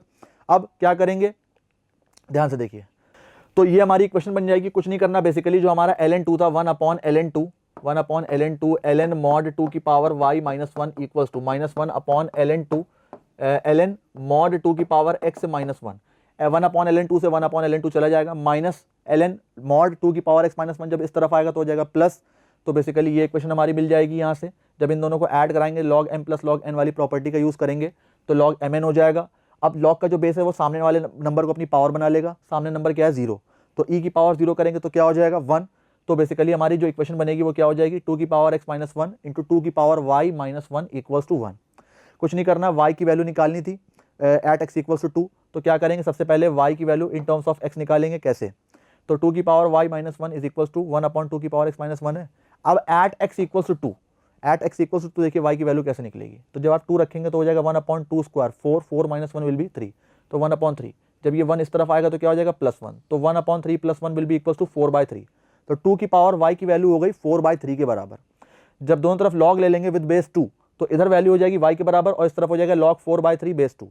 log 4/3 को लिख सकते हैं log 4 minus log 3, log m minus log n वाली प्रॉपर्टी का यूज किया। log 4 बेस 2 की वैल्यू हो जाएगी 2 के बराबर, माइनस log 3 बेस 2 आपका वैसे ही रहेगा, so our answer will be 2 minus log 3 base 2 which is matching with our option D, so option D is our answer. So now moving on to our next question, देखते हैं इसमें हमसे क्या पूछा है। एक आइसोसेलेस ट्राइंगल गिवन है ABC, जिसमें एक वर्टेक्स आपका A है जिसके कोऑर्डिनेट्स है 6,1, और जो बेस है BC वो किस लाइन पे लाई कर रहा है, 2x plus y equals to 4 line पे लाई कर रहा है, और बताया गया that the point B lie on the line x plus 3y equals to 7, और जो पॉइंट B है वो इस लाइन पे भी लाई कर रहा है 2x plus y equals to 4 पे भी, और इस लाइन पे भी लाई कर रहा है। सो बेसिकली हम लोग B को इजीली निकाल सकते हैं with the help of point of intersection of these two lines. अब कह रहा है अगर अल्फा कॉमा बीटा सेंट्रॉइड है उस ट्राइंगल ABC का, तो 15 टाइम्स अल्फा प्लस बीटा की वैल्यू बताइए क्या हो जाएगी। So here are the options. सबसे पहले क्या करते हैं, इसका डायग्राम समझते हैं। आप देखिए आपको एक वर्टेक्स A गिवन है 6,1, ठीक है, और जो बेस है उसमें दो कोऑर्डिनेट्स है B और C। अब जो B है वो आपका 2x plus y equals to 4 line पे भी लाई कर रहा है और x plus 3y equals to 7 line पे भी लाई कर रहा है। तो मैंने कहा इन दोनों लाइंस का जो इंटरसेक्शन पॉइंट होगा वो हो जाएगा B के बराबर। तो जब आप इन दोनों को सॉल्व करोगे तो यहाँ से B की वैल्यू आ जाएगी 1,2, तो B का कोऑर्डिनेट आ गए। अब जो C कोऑर्डिनेट है उसको क्या लेट कर सकते हैं, ध्यान से देखिए, तो B जो है वो हमारा 1,2 आ गया। अब C हमारा किस लाइन पे लाई कर रहा है, 2x plus y equals to 4 पे। तो अगर मैं x की जगह पे कोई h लेता हूं, कोई वेरिएबल h लेता हूं, वेरिएबल पॉइंट, तो y की वैल्यू क्या हो जाएगी 4 माइनस 2h के बराबर। तो जो पॉइंट C है वो क्या हो जाएगा आपका h, 4 माइनस 2h, क्योंकि जो C है वो किस पे लाई कर रहा है 2x plus y equals to 4 line पे। अब जो ट्राइंगल था वो कैसा था, आइसोसेलेस था विद बेस BC। तो मैंने कहा जो AB और AC की लेंथ है वो कैसी होनी चाहिए, इक्वल होनी चाहिए। अब AB की लेंथ क्या हो जाएगी, डिस्टेंस फॉर्मूला से निकाल सकते हैं, 6 माइनस 1 का होल स्क्वायर यानी कि 25, 1 माइनस 2 का होल स्क्वायर यानी कि प्लस 1, तो ये हो जाएगा √25 प्लस 1। और इस तरफ की बात करते हैं AC की, तो क्या हो जाएगा h माइनस 6 का होल स्क्वायर या फिर 6 माइनस h का whole square plus 1 minus 4 minus minus plus 2h यानी कि 2h माइनस 3 का होल स्क्वायर। सो इन दोनों की लेंथ इक्वल हो गई, कुछ नहीं करना, सिंप्लीफाई करना है। 6 माइनस h का होल स्क्वायर एक्सपैंड करेंगे तो हो जाएगा 36 plus h square minus 12h। 2h minus 3 का होल स्क्वायर एक्सपैंड करेंगे तो हो जाएगा 4h square plus 9 minus 12h।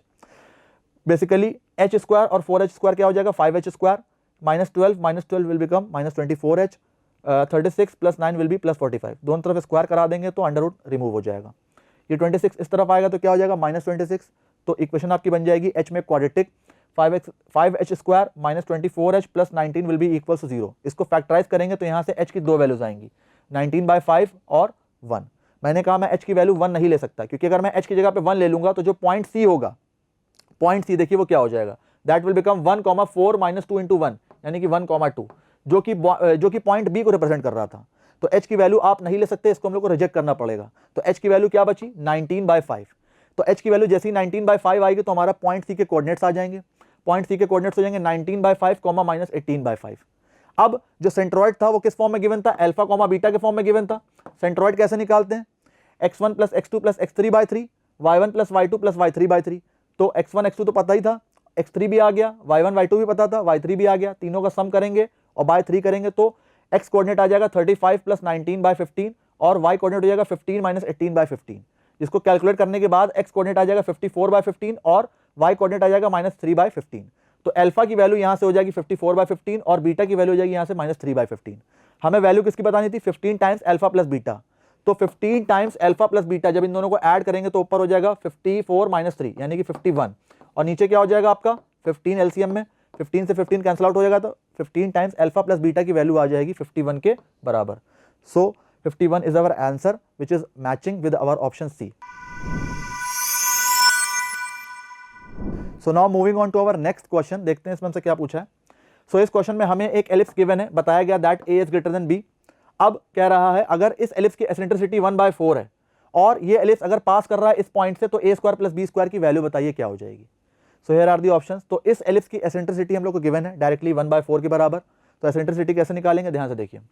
ये हमारा एलिप्स है जिसमें a ग्रेटर देन b है। a ग्रेटर देन b का मतलब है कि ये जो हमारा एलिप्स है ये हॉरिजॉन्टल एलिप्स होगा, ठीक है। अब इसकी जो एसेंट्रिसिटी है उसका रिलेशन क्या होता है, e square is equals to 1 minus b square by a square. e की वैल्यू क्या होती है, e की वैल्यू क्या गिवन है 1/4, तो 1/4 का स्क्वायर करेंगे हो जाएगा 1/16। तो b square by a square की वैल्यू आ जाएगी यहाँ से 1 माइनस 1/16 के बराबर। तो 1 माइनस 1/16 की वैल्यू हो जाएगी 15/16। अब आप ध्यान से देखिए b square by a square किसके बराबर आया, 15/16 के बराबर। तो यहाँ से काम करते हैं, b की वैल्यू निकाल लेते हैं इन टर्म्स ऑफ a। तो जब a स्क्वायर को इस तरफ मल्टीप्लाई कराएंगे तो b स्क्वायर की वैल्यू हो जाएगी 15/16 a स्क्वायर, ठीक है। अब जो हमारा एलिप्स था वो किस पॉइंट से पास कर रहा था, that was passing from the point -4√2/5, 3। इस पॉइंट से पास कर रहा था, मैंने कहा ये पॉइंट हमेशा सेटिस्फाई करना चाहिए। तो x की जगह पे जब आप -4√2/5 सब्स्टिट्यूट करोगे और y की जगह पे 3 सब्स्टिट्यूट करोगे तो हो जाएगा 16 into 2/5 upon a square plus 9/b square equals to 1। ये आपका जो 5 है नीचे जाएगा, 16 इंटू 2 विल बी 32, तो 32/5 a square plus 9/b square equals to 1 हो जाएगा। अब आप मुझे एक बात बताओ, b स्क्वायर की value in terms of a square निकाली थी ना, तो आप यहाँ पे सब्स्टिट्यूट कर सकते हो। तो जब आप b स्क्वायर की वैल्यू यहाँ पे 15/16 a स्क्वायर सब्स्टिट्यूट करोगे, देखिए क्या हो जाएगा, 32/5 a स्क्वायर वैसे ही रहेगा प्लस 9/15 a स्क्वायर बाय 16। जब ये 16 ऊपर जाएगा तो क्या हो जाएगा, ध्यान से देखिए, ये था आपका 32/5 a स्क्वायर प्लस 16 ऊपर जाके मल्टीप्लाई होगा तो हो जाएगा 9 इंटू 16 और नीचे आपका 15 a स्क्वायर इक्वल्स टू 1। ये आपका अगर 3 से कैंसिल आउट कराएंगे तो ये हो जाएगा आपका 3 टाइम्स और ये हो जाएगा आपका 5 टाइम्स। दोनों के डिनोमिनेटर में 5 a स्क्वायर है, एलसीएम लेंगे तो नीचे हो जाएगा आपका 5 a स्क्वायर, न्यूमरेटर्स ऐड हो जाएंगे। 3 into 16 will be 48, 48 plus 32 will be 80, तो 80/5 a स्क्वायर हो जाएगा 1 के बराबर। तो यहाँ से a स्क्वायर की वैल्यू आ जाएगी 16। तो अगर a स्क्वायर की वैल्यू 16 आ जाएगी तो b स्क्वायर की वैल्यू क्या हो जाएगी, 15/16 a स्क्वायर थी, तो b स्क्वायर की वैल्यू हो जाएगी 15 के बराबर। सो हमें वैल्यू बतानी थी a square plus b square की। So the value of a square plus b square will be equals to what, 15 plus 16 equals to 31। So 31 will be our answer, which is matching with our option B. So B is our correct answer. So now moving on to our next question, देखते हैं इसमें हमसे क्या पूछा है। इस question में हमें बताया कि दो स्ट्रेट लाइन है जिनके डायरेक्शन कोसाइन से जो गिवन है वो इन दोनों रिलेशंस के थ्रू गिवन है, l plus m minus n equal 0, 3l square plus m square plus cnl equals to 0।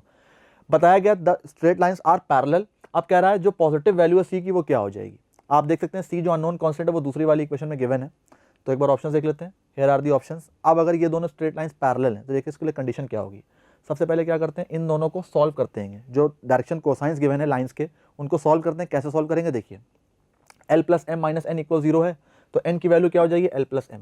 मैंने कहा n की जो वैल्यू है वो उठा के आप सेकंड वाली इक्वेशन में सब्स्टिट्यूट करो ताकि वहाँ से एक वेरिएबल हमारा कम हो। तो आप देख सकते हैं अब ये जो हमारी इक्वेशन है ये हो जाएगी 3l square plus m square plus cln थी, तो cl तो वैसे ही रहेगा और n की जगह पे l प्लस m सब्स्टिट्यूट कर देंगे with the help of first relation. तो जब आप इसको सिंप्लीफाई करेंगे तो हो जाएगा CL² प्लस CLM इक्वल 0 और 3L² प्लस M² वैसे ही रहेगा। इन दोनों से मैं L² कॉमन कर सकता हूँ, अंदर बचेगा 3 plus C plus CLM plus M² वैसे ही इक्वल्स टू 0। अब ध्यान से देखिए क्या करना है। अगर मैं इस पूरी इक्वेशन में से M² डिवाइड करा दूं M², तो ये जो आपकी इक्वेशन है क्या हो जाएगी 3 प्लस C L/M का whole square plus CL/M plus 1 equals to 0।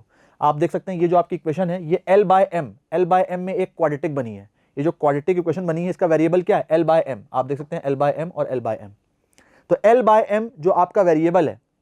अब अगर लाइंस पैरेलल हैं, अगर दोनों लाइंस पैरेलल हैं, तो मैंने कहा ये जो आपकी इक्वेशन आई है L/M में जो वेरिएबल जो हमारी क्वाड्रेटिक बनी है इसके रूट्स हो जाने चाहिए इक्वल, क्योंकि जब पैरेलल हो जाएंगे तो इसके रूट्स इक्वल हो जाएंगे।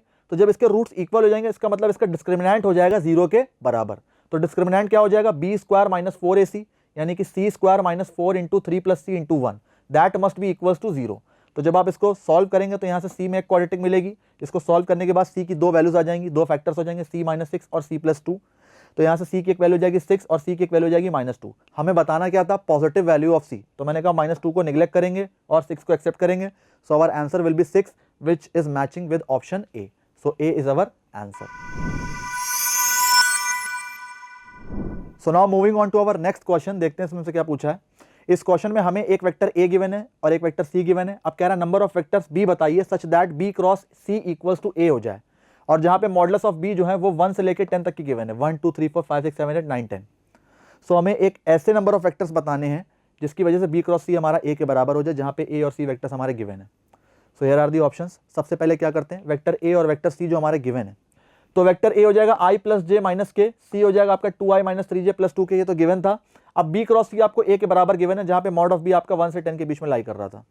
अब मुझे एक बात बताओ, B क्रॉस C A के बराबर अगर है तो इसकी कंडीशन क्या हो सकती है। B क्रॉस C एक ऐसा वेक्टर होगा जो कि B और C के प्लेन के परपेंडिकुलर होगा, है ना। तो अगर B क्रॉस C A के बराबर है तो मैंने कहा जो A होगा that will be perpendicular to B as well as C, क्योंकि जो B क्रॉस C है अगर वो A के बराबर है यानी कि A एक ऐसा वेक्टर है जो कि B और C के प्लेन के परपेंडिकुलर है, तो वो B के साथ भी परपेंडिकुलर हो जाएगा और C के साथ भी। तो इसका मतलब है जब आप A डॉट C करोगे तो वो कैसा आना चाहिए, 0 के बराबर आना चाहिए। भाई A और C अगर परपेंडिकुलर है तो A डॉट C आपका 0 के बराबर होना चाहिए। लेकिन जब आप A और C की वैल्यूज से A डॉट C निकालते देखिए क्या हो जाएगा, 1 into 2 will be 2, 1 into -3 will be -3, -1 into 2 will be -2, 2 से 2 चला जाएगा तो A डॉट C की वैल्यू आ जाएगी -3 के बराबर, जो कि नॉन जीरो है। तो मैंने कहा ये केस तो कॉन्ट्राडिक्ट कर रहा है। इसका मतलब B की कोई भी वैल्यू ऐसी नहीं हो सकती है कि जिसकी वजह से B क्रॉस C हमारा A के बराबर हो जाए। So number of vectors B will be equals to 0। तो कोई भी वेक्टर ऐसा नहीं होगा जिसकी वजह से हमारा B क्रॉस C A के बराबर हो जाए, क्योंकि A और C तो परपेंडिकुलर है और A और C की वैल्यूज के लिए जो हमारे A डॉट C आ रहा है, जो डॉट प्रोडक्ट आ रहा है वो 0 के बराबर नहीं आ रहा है, वो नॉन जीरो है। तो इस वजह से number of vectors of B will be equals to 0। तो इस हिसाब से option A is correct. So now moving on to our next question, देखते हैं इसमें हमसे क्या पूछा है। 5 numbers x1 x2 x3 x4 x5 given है और बता रहा है कि इन 5 नंबर्स को रैंडमली सिलेक्ट करना है ना, फ्रॉम द नंबर्स 1 to 3 से लेकर अप टू 18 तक, और उनको अरेंज करना है in ascending order, in increasing order, जिसमें x1 सबसे छोटा होगा, फिर x2, फिर x3, फिर x4 और फिर x5 सबसे बड़ा। अब कह रहा प्रोबेबिलिटी बताइए कि जो x2 की वैल्यू वो 7 हो जाए और जो x4 की वैल्यू है वो 11 हो जाए। तो इसकी प्रोबेबिलिटी क्या हो सकती है। So here are the options. सबसे पहले क्या करेंगे, इन 5 नंबर्स को रैंडमली सेलेक्ट करेंगे इन 18 नंबर्स में से। तो कितनी तरह से सेलेक्ट कर सकते हैं। अगर मैं सैंपल स्पेस की बात करता हूं तो सैंपल स्पेस क्या हो जाएगा, तो number of ways to select and arrange x1 x2 x3 x4 x5 from 1 to 18 will be what, 18C5। 18 में से 5 नंबर सेलेक्ट करने, तो 18C5 तरह से कर सकते हैं। This will be the sample space. अब x1 सबसे छोटा था, उससे बड़ा x2, फिर x3, फिर x4 और x5। अब हम लोग को प्रोबेबिलिटी बतानी थी जिसकी वजह से x2 आपका 7 हो जाए और x4 आपका 11 हो जाए। तो मैंने कहा x2 और x4 की वैल्यूज फिक्स कर देते हैं 7 और 11। अब आप मुझे एक बात बताओ, x1 की वैल्यू क्या हो सकती है अगर वो x2 से छोटा था। तो मैंने कहा x1 की जगह पे हम लोग ले सकते हैं 1 2 3 4 5 और 6। हमारे पास x1 लेने की 6 चॉइसेस हैं, है ना। तो 6 में से कोई एक सेलेक्ट करना है, तो कितनी तरह से कर सकते हैं, 6C1 तरह से। अब इसकी चॉइसेस इंडिपेंडेंट हो जाएंगी x1 से, तो मैंने कहा इसकी चॉइसेस इंडिपेंडेंट है तो यहाँ पे मल्टीप्लाई का यूज करेंगे। अब जो आपका x3 है वो किन दो नंबर्स के बीच में लाई कर रहा है, x2 और x4 के बीच में लाई कर रहा है। x2 की वैल्यू 7 है और x4 की वैल्यू 11 है, तो x3 कौन कौन सी वैल्यूज अपनी एक्सेप्ट कर सकता है। मैंने कहा वो वैल्यूज ले सकता है 8 9 और 10। तो x3 के पास 3 चॉइसेस हैं, तो उनको सेलेक्ट करने के जो नंबर ऑफ वेज हो जाएंगे दैट विल बी 3C1। और अगर मैं बात करता हूँ x5 की, तो x5 सबसे बड़ा था, वो किससे बड़ा होना चाहिए, x4 से, और x4 की वैल्यू क्या है, फिक्स 11, तो x5 क्या क्या हो सकता है, 12, 13, 14, 15, 16, 17 एंड 18। तो मैंने कहा यहाँ पे x5 लेने की अपने पास 7 चॉइसेस हैं, तो 7C1 तरह से हम लोग x5 को सेलेक्ट कर सकते हैं। So these are the number of cases favourable to our event. अब जो सैंपल स्पेस था वो था 18C5, तो प्रोबेबिलिटी हो जाएगी 6 × 3 × 7 अपॉन 18C5। सो इसको सिंप्लीफाई करते देखिए कैसे करेंगे, 6 × 3 × 7 अपॉन 18C5 को लिख सकते हैं 18 factorial upon 13 factorial into 5 factorial. बहुत ध्यान से देखिएगा, 18 फैक्टोरियल को मैं लिख सकता हूँ 18 × 17 × 16 × 15 × 14, और जो 13 फैक्टोरियल होगा वो आपका इस वाले 13 फैक्टोरियल से कैंसिल आउट हो जाएगा। ये 5 फैक्टोरियल क्या होगा, ऊपर जाके मल्टीप्लाई होगा, तो हो जाएगा 5 × 4 × 3 × 2, इंटू 1 भी होता है, उसको लिखने की जरूरत नहीं है। 6 × 3 विल बी 18, ये इस 18 से कैंसिल आउट हो जाएगा। 7 × 2 14, ये इस 14 से कैंसिल आउट हो जाएगा। 3 × 5 ये आपका ये 15 से कैंसिल आउट हो जाएगा, बचेगा ऊपर क्या, सिर्फ और सिर्फ 4, नीचे बचेगा आपका 17 × 16, ये 4 आपको 16 को 4 टाइम्स में कैंसिल आउट करेगा, तो ऊपर बचेगा 1, नीचे हो जाएगा 17 × 4, जिसकी वैल्यू हो जाएगी 1/68 के बराबर। So the probability of the given event will be equals to 1/68, which is matching with option C. So option C is our answer. So now moving on to our next question, देखते हैं इसमें हमसे क्या पूछा है। इस question में हमें बताया है कि जो x है वो एक रैंडम वेरिएबल है जिसका बाइनोमियल डिस्ट्रीब्यूशन है b 7, p।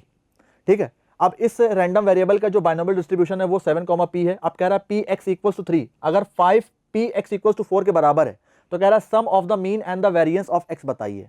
तो x जो हमारा रैंडम वेरिएबल था उसका सम ऑफ मीन और वेरिएंस बताइए क्या हो जाएगा।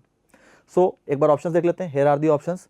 सबसे पहले बात करते हैं बाइनोमियल डिस्ट्रीब्यूशन की। तो जो हमारा बाइनोमियल डिस्ट्रीब्यूशन दिया गया है 7, p, इसमें n हो जाएगा आपका 7 के बराबर, नंबर ऑफ ट्रायल्स हो जाएगा 7 के बराबर, और जो आपका p है वो आपका p के बराबर ही गिवन है यहाँ पे। अब देखें यहाँ से क्या होगा, तो जो b 7, p है वो उसमें n हो जाएगा 7 के बराबर और p आपका p ही रहेगा। अब जो हमें गिवन था वो क्या था, px इक्वल्स टू 3, वो किसके बराबर था, 5 टाइम्स px इक्वल्स टू 4 के बराबर। px इक्वल्स टू 3 का मतलब क्या हो जाएगा, 7c3, n की वैल्यू क्या थी 7, तो 7c3 p cube, p cube का मतलब हो जाएगा फेवर वाले cases p cube into 1 minus p की होल पावर 4, तो p क्यूब हो जाएगा नंबर ऑफ फेवरेबल केसेस और 1 माइनस p का मतलब हो जाएगा नंबर ऑफ अनफेवरेबल केसेस। और अगर मैं बात करता हूं 5px इक्वल्स टू 4 की, तो 5 जैसा था वैसे ही वो तो कांस्टेंट है, px इक्वल्स टू 4 का मतलब हो जाएगा 7c4 p की पावर 4 और 1 माइनस p की पावर 3, तो ये दोनों इक्वल थे। अब आप ध्यान से देखिए क्या करेंगे, 7c4 को लिख सकते हैं 7c3 के बराबर, तो आप देख सकते हैं 7c3 से 7c4 चला जाएगा। अब p क्यूब से ये p क्यूब चला जाएगा, यहाँ बचेगा एक p, 1 माइनस p के होल क्यूब से 1 माइनस p का होल क्यूब कैंसिल आउट हो जाएगा, यहाँ बचेगा सिर्फ और सिर्फ 1 माइनस p। तो आप देख सकते हैं p अपॉन 1 माइनस p की जो वैल्यू हो जाएगी, जब इस 1 माइनस p को इस तरफ लेके जाएंगे तो p अपॉन 1 माइनस p की वैल्यू हो जाएगी 7c3 upon 7c4, 5 into 7c4। 7c3 से 7c4 will be cancelled out क्योंकि इन दोनों की वैल्यू सेम होती है, तो p अपॉन 1 माइनस p की वैल्यू हो जाएगी 1 अपॉन 5 के बराबर, तो यहाँ से 1 माइनस p हमारा हो जाएगा 5p के बराबर, तो यहाँ से 6p की वैल्यू आ जाएगी 1 के बराबर, तो p हो जाएगा आपका यहाँ से 1/6। अब अगर p आपका 1/6 हो जाएगा, यानी कि ये फेवरेबल वाले केसेस, जो फेवरेबल वाले केसेस की प्रोबेबिलिटी वो 1/6 है, तो q की वैल्यू क्या हो जाएगी 5/6, यानी कि 1 माइनस 1/6 के बराबर, तो q की वैल्यू 5/6 हो गई। और n क्या था आपका 7। अब हमें क्या बताना था, मीन क्या है हमारा, np के बराबर वैल्यू होती है मीन की फॉर्मूला से, तो n आपका 7 था और p आपका क्या था 1/6, तो mean will be equals to 7/6। और अगर बात करें वेरिएंस की, तो वेरिएंस क्या होता है आपका npq, तो n into p into q करेंगे, यानी कि 7 इंटू 1/6 इंटू 5/6, तो that will be equals to 35/36। अब हमें क्या बताना है, sum of mean and variance, तो मीन और वेरिएंस का सम कर देंगे 7/6 प्लस 35/36, तो that will be equals to what, दोनों के डिनोमिनेटर में जब एलसीएम लेंगे तो हो जाएगा नीचे 36, यहाँ हो जाएगा 42, यहाँ आपका 35 वैसे ही रहेगा, तो 42 plus 35 will be equals to 77 और नीचे आपका 36 ही रहेगा। So the sum of mean and variance of that random variable x will be equals to 77/36, which is matching with our option C. तो C is our answer. So now moving on to our next question, देखते हैं इसमें हमसे क्या पूछा है। So इस question में हमें वैल्यू बतानी है इस पूरे एक्सप्रेशन की, तो आप ध्यान से देखिए, तो ये आपका cos 2π/7 plus cos 4π/7 plus cos 6π/7 के बराबर है। इसकी वैल्यू कैसे बता सकते हैं, here are the options, ध्यान से देखिए। अगर आपको एक फॉर्मूला याद हो, cos a plus cos a plus b plus cos a plus 2b and so on, cos a plus cos a plus b and so on, ये हमारा अगर जाता है plus cos a plus n minus 1 into b के बराबर, इसकी value जो होती है वो किसके बराबर होती है, अगर आपको याद हो वो होती है sine n b by 2 upon sine b by 2 के बराबर into cos of a plus n minus 1 into b by 2 के बराबर। So this is the value of this expression. अगर आप ध्यान से देखें तो ये जो हमारा एक्सप्रेशन है ये इसमें 3 टर्म्स गिवन है, तो n की वैल्यू क्या हो जाएगी 3 के बराबर। अब आप ध्यान से देखिए तो साइन एन बी बाय 2, अब अगर मैं b की बात करता हूं तो b एक्चुअल में है क्या, तो 4 पाई बाय 7 को क्या लिख सकते हैं, 4 पाई बाय 7 को लिख सकते हैं 2 pi by 7, 2 pi by 7 plus 2 pi by 7। और अगर मैं बात करता हूं 6 पाई बाय 7 की, इसको मैं लिख सकता हूं 2 pi by 7 plus 2 times 2 pi by 7 यानी कि 4 पाई बाय 7। आप ध्यान से देखिए तो अगर आप a की बात करते हैं तो a की वैल्यू हो जाएगी 2 पाई बाय 7, b की बात करते हैं तो b की वैल्यू क्या हो जाएगी 2 पाई बाय 7, और आप आगे देखिए आगे क्या है a plus 2b, cos of a plus 2b, तो इसके सम की वैल्यू क्या हो जाएगी sine n b by 2। n का मतलब होता है total number of terms, total number of terms कितने 3, और b की वैल्यू क्या है 2 pi by 7, 2 pi by 7 by 2 करेंगे तो क्या बचेगा पाई बाय 7, और n की जगह पे क्या है 3, तो sine 3 pi by 7 upon sine b by 2, b की वैल्यू क्या है 2 पाई बाय 7, तो 2 पाई बाय 7 बाय 2 करेंगे तो क्या बचेगा साइन पाई बाय 7 डिनोमिनेटर में, तो ये वाला पार्ट हो जाएगा sine 3 pi by 7 upon sine pi by 7 into cos. अब कॉस क्या था आगे a plus n minus 1 into b by 2, यानी कि फर्स्ट टर्म मतलब first angle plus last angle by 2, तो फर्स्ट एंगल क्या गिवन था 2 पाई बाय 7, लास्ट एंगल क्या था 6 पाई बाय 7, तो 2 pi by 7 plus 6 pi by 7 by 2, this will be the second part of this sum. अब ध्यान से देखिए क्या करेंगे, यहां पे हो जाएगा साइन 3 पाई बाय 7, नीचे आपका साइन पाई बाय 7 है, उसको वैसे ही रखते हैं। cos 2 pi by 7 plus cos 6 pi by 7 को लिख सकते हैं 8 पाई बाय 7 बाय 2, तो जिसकी वैल्यू हो जाएगी cos 4 पाई बाय 7 के बराबर। कुछ नहीं करना है, ऊपर नीचे 2 से मल्टीप्लाई कराना है, यहां हो जाएगा 2 sine 3 pi by 7 cos 4 pi by 7, यहां पे 2 साइन ए cos b का फॉर्मूला लगा देंगे। 2 साइन ए cos b का फॉर्मूला क्या होता है sine of a plus b plus sine of a minus b, तो एक बार हो जाएगा आपका ऊपर sine of a plus b 3 pi by 7 plus 4 pi by 7 यानी कि 7 पाई बाय 7, उसके बाद plus sine a minus b 3 pi by 7 minus 4 pi by 7 that will be equals to minus pi by 7। अब आप ध्यान से देख सकते हैं डिनोमिनेटर में आपका क्या है 2 साइन पाई बाय 7। अगर मैं बात करता हूं इस वाले पार्ट की तो 7 से 7 विल बी कैंसल्ड आउट, बचेगा आपका साइन पाई जिसकी वैल्यू थी 0, तो उसके बाद बचेगा साइन माइनस पाई बाय 7 जिससे माइनस साइन आपका बाहर आ सकता है, तो माइनस साइन जब बाहर आ जाएगा तो हो जाएगा माइनस साइन पाई बाय 7, और डिनोमिनेटर में क्या है 2 sign pi by 7, sign pi by 7 से sign pi by 7 will be cancelled out, और वैल्यू आ जाएगी एक्सप्रेशन की -1/2 के बराबर। So the value of this given expression will be equals to -1/2, which is matching with our option B. तो इस हिसाब से option B is our correct answer. So now moving on to our next question, देखते हैं इसमें हमसे क्या पूछा है। So इस क्वेश्चन में बेसिकली हमें इस पूरे एक्सप्रेशन की वैल्यू बतानी है। So here are the options. तो आप देख सकते हैं ये इनवर्स ट्रिग्नोमेट्री का क्वेश्चन है। इसको देखिए सॉल्व करने के लिए क्या करेंगे, इस वाले पार्ट की वैल्यू अलग निकालेंगे, इसकी अलग और इसकी अलग। अब आप ध्यान से देखिए साइन के अंदर आपका 2 पाई बाय 3 है, अब 2 पाई बाय 3 अपनी इन्वर्टिबल डोमेन पे नहीं है, तो आप इसको डायरेक्टली साइन से साइन कैंसिल आउट नहीं करा सकते हैं। तो देखिए क्या करेंगे, तो अगर मैं बात करता हूं इस वाले पार्ट की, तो sine inverse sine 2 pi bye 3, अब 2 पाई बाय 3 आपका किस इंटरवल में लाई कर रहा है, वो आपका लाई कर रहा है पाई बाय 2 से पाई के बीच में। 2 pi bye 3 is lying between pi by 2 से पाई। अब पाई बाय 2 से पाई के लिए जो साइन इनवर्स साइन एक्स का ग्राफ होता है वो कैसा होता है, अगर आपको याद हो तो वो पाई माइनस एक्स के बराबर होता है। Sine inverse of sine x जो होता है, sine inverse of sine x वो आपका होता है पाई माइनस एक्स के बराबर, अगर आपका एक्स लाई कर रहा है पाई बाय 2 से पाई के बीच में, तो इसकी जो वैल्यू है वो हो जाएगी पाई माइनस 2 पाई बाय 3 के बराबर। जब आप पाई माइनस 2 पाई बाय 3 करेंगे तो इसकी वैल्यू आ जाएगी पाई बाय 3 के बराबर। तो ये जो आपका एक्सप्रेशन है इसकी वैल्यू हो जाएगी पाई बाय 3। अब बात करते हैं सेकंड एक्सप्रेशन की, cos inverse cos 7 pi by 6।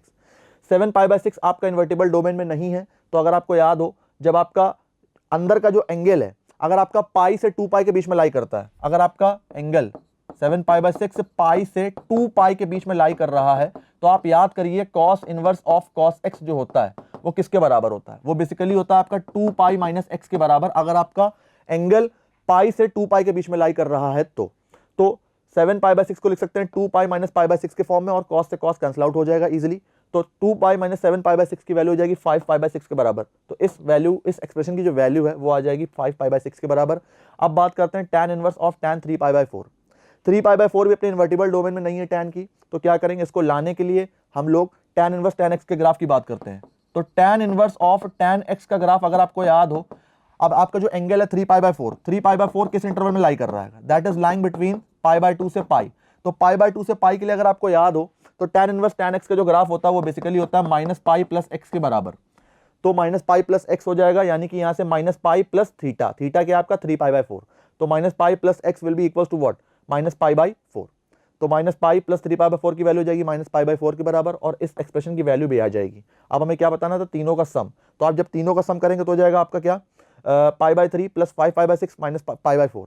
जब आप तीनों का सम करेंगे तो इसकी वैल्यू आ जाएगी 11π/12 के बराबर। ऐड करना बिल्कुल आसान है, तो इजीली इसकी वैल्यू आ सकती है 11π/12 के बराबर। तो इस हिसाब से our option A is correct. So now moving on to our next question, देखते हैं इसमें हमसे क्या पूछा है। सो इस क्वेश्चन में हमें एक बूलियन एक्सप्रेशन गिवन है और हमें बताना है कि जो आपका स्टेटमेंट है ये किस स्टेटमेंट के इक्विवेलेंट होगा इन चारों ऑप्शंस में से। सो क्या करेंगे, इसके लिए हम ट्रुथ टेबल बनाएंगे। तो आप ध्यान से देखिए, ट्रुथ टेबल बनाते हैं पी क्यू की। तो आप ध्यान से देखिएगा, यहाँ से जो ट्रुथ टेबल हम लोग बना रहे हैं उसमें पी क्यू की वैल्यूज एक बार ट्रू ट्रू, एक बार ट्रू फॉल्स, एक बार फॉल्स ट्रू, एक बार फॉल्स फॉल्स लिया। जो हमारा स्टेटमेंट गिवन था, तो उसकी जो आपकी ट्रुथ टेबल है उसमें देखिए क्या होगा, उसमें सारे केसेस कैसे हो जाएंगे, ट्रू। यानी कि जो आपका ये वाला स्टेटमेंट है, negation of P and Q और क्यू, तो that will be a tautology. तो अगर ये टोटोलॉजी है तो हम लोग क्या करेंगे, वन बाय वन हर एक ऑप्शन को चेक करेंगे। तो जब आप सारे ऑप्शन को चेक करेंगे तब आपको पता लगेगा जो ऑप्शन डी है, इफ पी देन पी और Q, that will always be a tautology. यानी कि जो आपका ये स्टेटमेंट है ये भी हमेशा टोटोलॉजी था और ये भी हमेशा टोटोलॉजी, यानी कि जो आपका स्टेटमेंट है this will always be equivalent to this statement. तो इफ P then P और Q will be equivalent to the given expression, तो इसके मतलब है कि option D will be correct. So now moving on to our next question, देखते हैं इसमें हमसे क्या पूछा है। सो इस क्वेश्चन में हमें एक फंक्शन गिवन है जो कि डिफाइंड है 2e⁻2x upon e⁻2x plus e के फॉर्म में। हमें वैल्यू बतानी है f1/100 प्लस f2/100 से लेकर f99/100 की वैल्यू। तो कैसे निकालेंगे, ध्यान से देखिए। सबसे पहले क्या करते हैं, fx plus f of 1 minus x की वैल्यू निकालते हैं। fx जो हमारा फंक्शन जैसा था वो वैसे ही, f ऑफ 1 माइनस एक्स का मतलब हो जाएगा फंक्शन में जहां पे x है वहां पे आप 1 माइनस एक्स सब्स्टिट्यूट करो, तो आपका फंक्शन हो जाएगा 2e⁻2 minus 2x upon e⁻2 minus 2x plus e के फॉर्म में। जब आप इन दोनों का एलसीएम लोगे, जब आप इन दोनों का एलसीएम लोगे, देखिए क्या हो जाएगा, e⁻2 माइनस 2x का मतलब हो जाएगा e⁻2 अपॉन e⁻2x। तो जब आप एलसीएम लोगे तो आप देख सकते हैं यहाँ पे इस तरफ हो जाएगा, ये जो वाला पार्ट है ये आपका वैसे ही रहेगा, और ये वाले पार्ट में क्या होगा, e⁻2x ऊपर जाके मल्टीप्लाई होगा।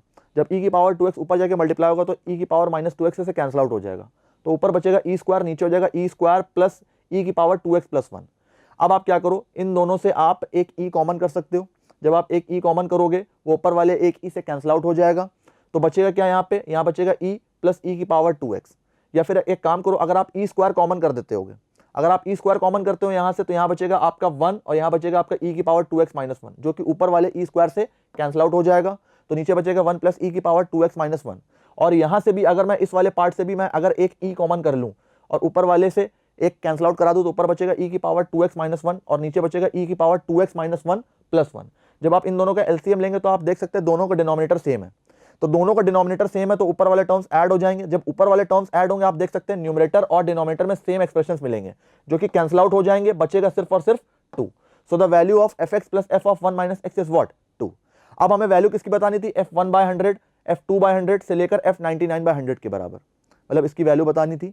आप मुझे एक बात बताओ, f99/100 को क्या हम लोग ये नहीं लिख सकते हैं, इस एक्सप्रेशन को क्या हम लोग ये नहीं लिख सकते हैं, f ऑफ 1 माइनस 1/100, बिल्कुल लिख सकते हैं। तो आप देख सकते हैं ये आपका f ऑफ 1 माइनस एक्स के फॉर्म में आ गया, और अगर ये आपका fx है, अगर ये fx है तो ये हो जाएगा f ऑफ 1 माइनस एक्स। तो मैंने कहा इन दोनों की पेयरिंग करते हैं, f2/100 की पेयरिंग करते हैं f98/100 से, क्योंकि उसको भी लिख सकते हैं f ऑफ 1 माइनस 2/100 के फॉर्म में। सो बेसिकली आप देख सकते हैं यहाँ से क्या होगा, यहाँ से लेके यहाँ तक की 99 टर्म्स गिवन थे, तो अगर मैं हर दो टर्म्स की इक्विडिस्टेंट टर्म्स की पेयरिंग कर दूं तो टोटल कितने पेयर्स बनेंगे, तो टोटल आपके पेयर्स बनेंगे 49। अब 49 पेयर्स बनेंगे, एक पेयर हो जाएगा आपका ये वाला f1/100 प्लस f99/100, दूसरा पेयर हो जाएगा f2/100 plus f98/100 and so on. अब f49/100 प्लस f51/100 ये लास्ट आपका पेयर बनेगा, और जो बीच वाला टर्म बचेगा मिडिल टर्म वो क्या हो जाएगा f50/100, जिसको लिख सकते हैं f ऑफ 1/2 के फॉर्म में। 50 से 100 कैंसिल आउट हो जाएगा, 1/2 बचेगा। अब आप देख सकते हैं कि यहां तक कि कितने पेयर्स बने, 49 पेयर्स। इसकी वैल्यू क्या हो जाएगी 2 के बराबर, जैसा कि हम लोग ने ऊपर निकाला था यहाँ पे। इसकी वैल्यू भी क्या हो जाएगी 2 के बराबर, हर एक पेयर की वैल्यू हो जाएगी 2 के बराबर। अब ये 2 कितनी बार जुड़ेगा 49 टाइम्स, क्योंकि यहाँ पे कितने पेयर्स हम लोग ने ऐड करे थे 49 पेयर्स। और जो लास्ट बचेगा f1/2 की वैल्यू डायरेक्टली निकाल सकते हैं fx में x की जगह पे 1/2 सब्स्टिट्यूट करके। तो जब आप x की जगह पे 1/2 सब्स्टिट्यूट करोगे तो f ऑफ 1/2 की वैल्यू हो जाएगी 2e upon e plus e। ठीक है, तो नीचे भी हो जाएगा आपका 2e, तो इसकी वैल्यू हो जाएगी यहां से 1, और अगर मैं 2 को 49 टाइम्स ऐड करूंगा तो उसकी वैल्यू आ जाएगी 98 के बराबर, तो 98 plus 1 will be equals to 99, so our answer will be 99। So now moving on to our next question, देखते हैं इसमें हमसे क्या पूछा है। सो इस क्वेश्चन में हमें sum of all the roots of this equation given है log p बेस e के बराबर, तो कह रहा है p की वैल्यू क्या होगी बताइए। तो ये जो आपकी इक्वेशन है इसके सारे रूट्स का जो सम है वो log p बेस e के बराबर है। तो देखिए कैसे निकालेंगे। अब सबसे पहले आप मुझे एक बात बताओ, ये जो आपको इक्वेशन गिवन है इसके मैं 3 रूट्स मान लेता हूं, क्या, x1 x2 और x3। अब रूट्स क्या होते हैं, वेरिएबल की वैल्यू, वेरिएबल क्या है इसमें x, सबसे पहले क्या करेंगे x की वैल्यूज को मान लेते हैं x1 x2 और x3। अब ये अगर इसके रूट्स हैं तो ध्यान से देखिए क्या करेंगे, e की पावर x को मान लेते हैं t के बराबर, ठीक है, और उसके बाद इन सारे जितने भी टर्म्स है सबका एलसीएम ले लेते हैं। आप देखिए ये 45 e की पावर माइनस x है, इसको लिख सकते हैं 45 बाई e की पावर x, एलसीएम लेंगे तो हो जाएगा e की पावर x का होल क्यूब माइनस 11 e की पावर x का स्क्वायर माइनस 45 प्लस 81 e की पावर x बाई 2, e की पावर x को मान लिया t के बराबर। तो ये जो आपकी पूरी इक्वेशन है ये t के फॉर्म में इस तरह से कन्वर्ट हो जाएगी। अब आप मुझे एक बात बताओ, अगर मैं product of all the roots की बात करता हूं, प्रोडक्ट ऑफ द रूट्स, तो किसके बराबर हो जाएगा, तो मैंने कहा वो हो जाएगा आपका माइनस d बाई a के बराबर। तो t1 t2 t3 किसके बराबर हो जाएगा, 90 बाई 2 यानी कि 45 के बराबर। अब t1 क्या था, t1 की अगर बात करें तो that will be equals to e की पावर x1, क्योंकि e की पावर x को आपने क्या माना था t, तो e की power x1 will be equals to t1। अब ये जो आपकी इक्वेशन आई है, ये जो आपकी क्यूबिक आई है, इसके जो प्रोडक्ट ऑफ रूट्स होंगे वो बेसिकली क्या थे, t1 t2 t3 जिसकी वैल्यू 45 के बराबर आ गई। अब t1 क्या था, e की पावर x1, t2 था आपका e की पावर x2 और t3 क्या था, e की पावर x3।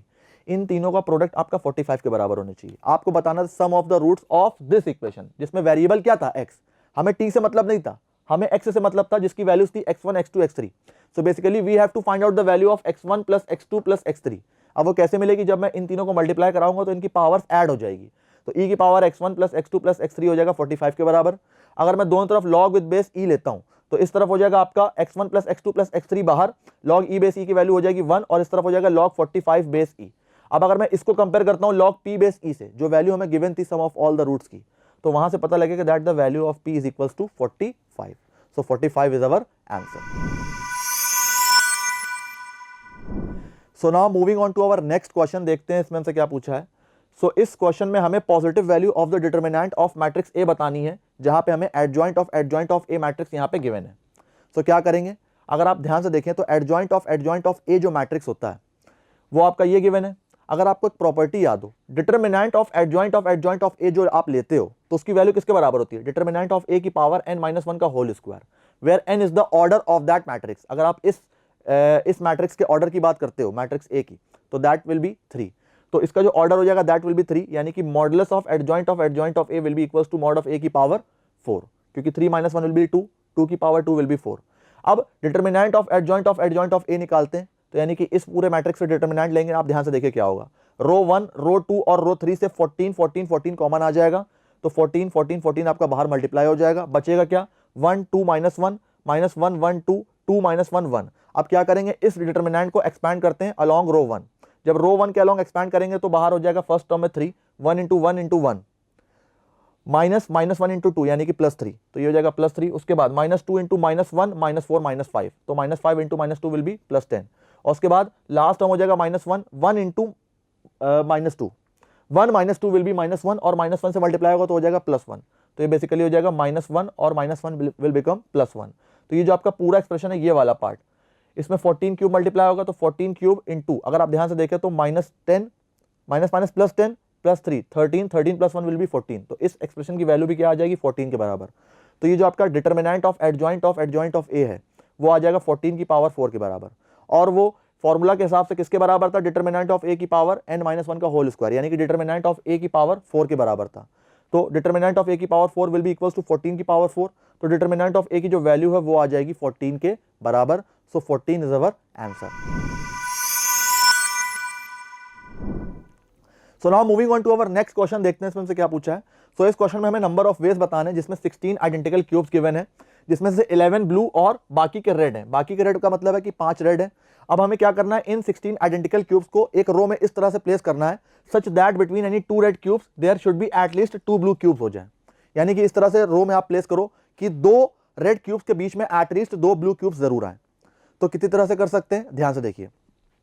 तो अगर मैं बात करता हूं क्यूब्स की, तो 16 क्यूब्स टोटल हैं, जिसमें से 11 ब्लू हैं और 5 रेड हैं, ठीक है। अब इनको मैं क्या करना था, इस तरह से प्लेस करना था कि 2 रेड क्यूब्स के बीच में एटलीस्ट 2 ब्लू क्यूब्स तो आए।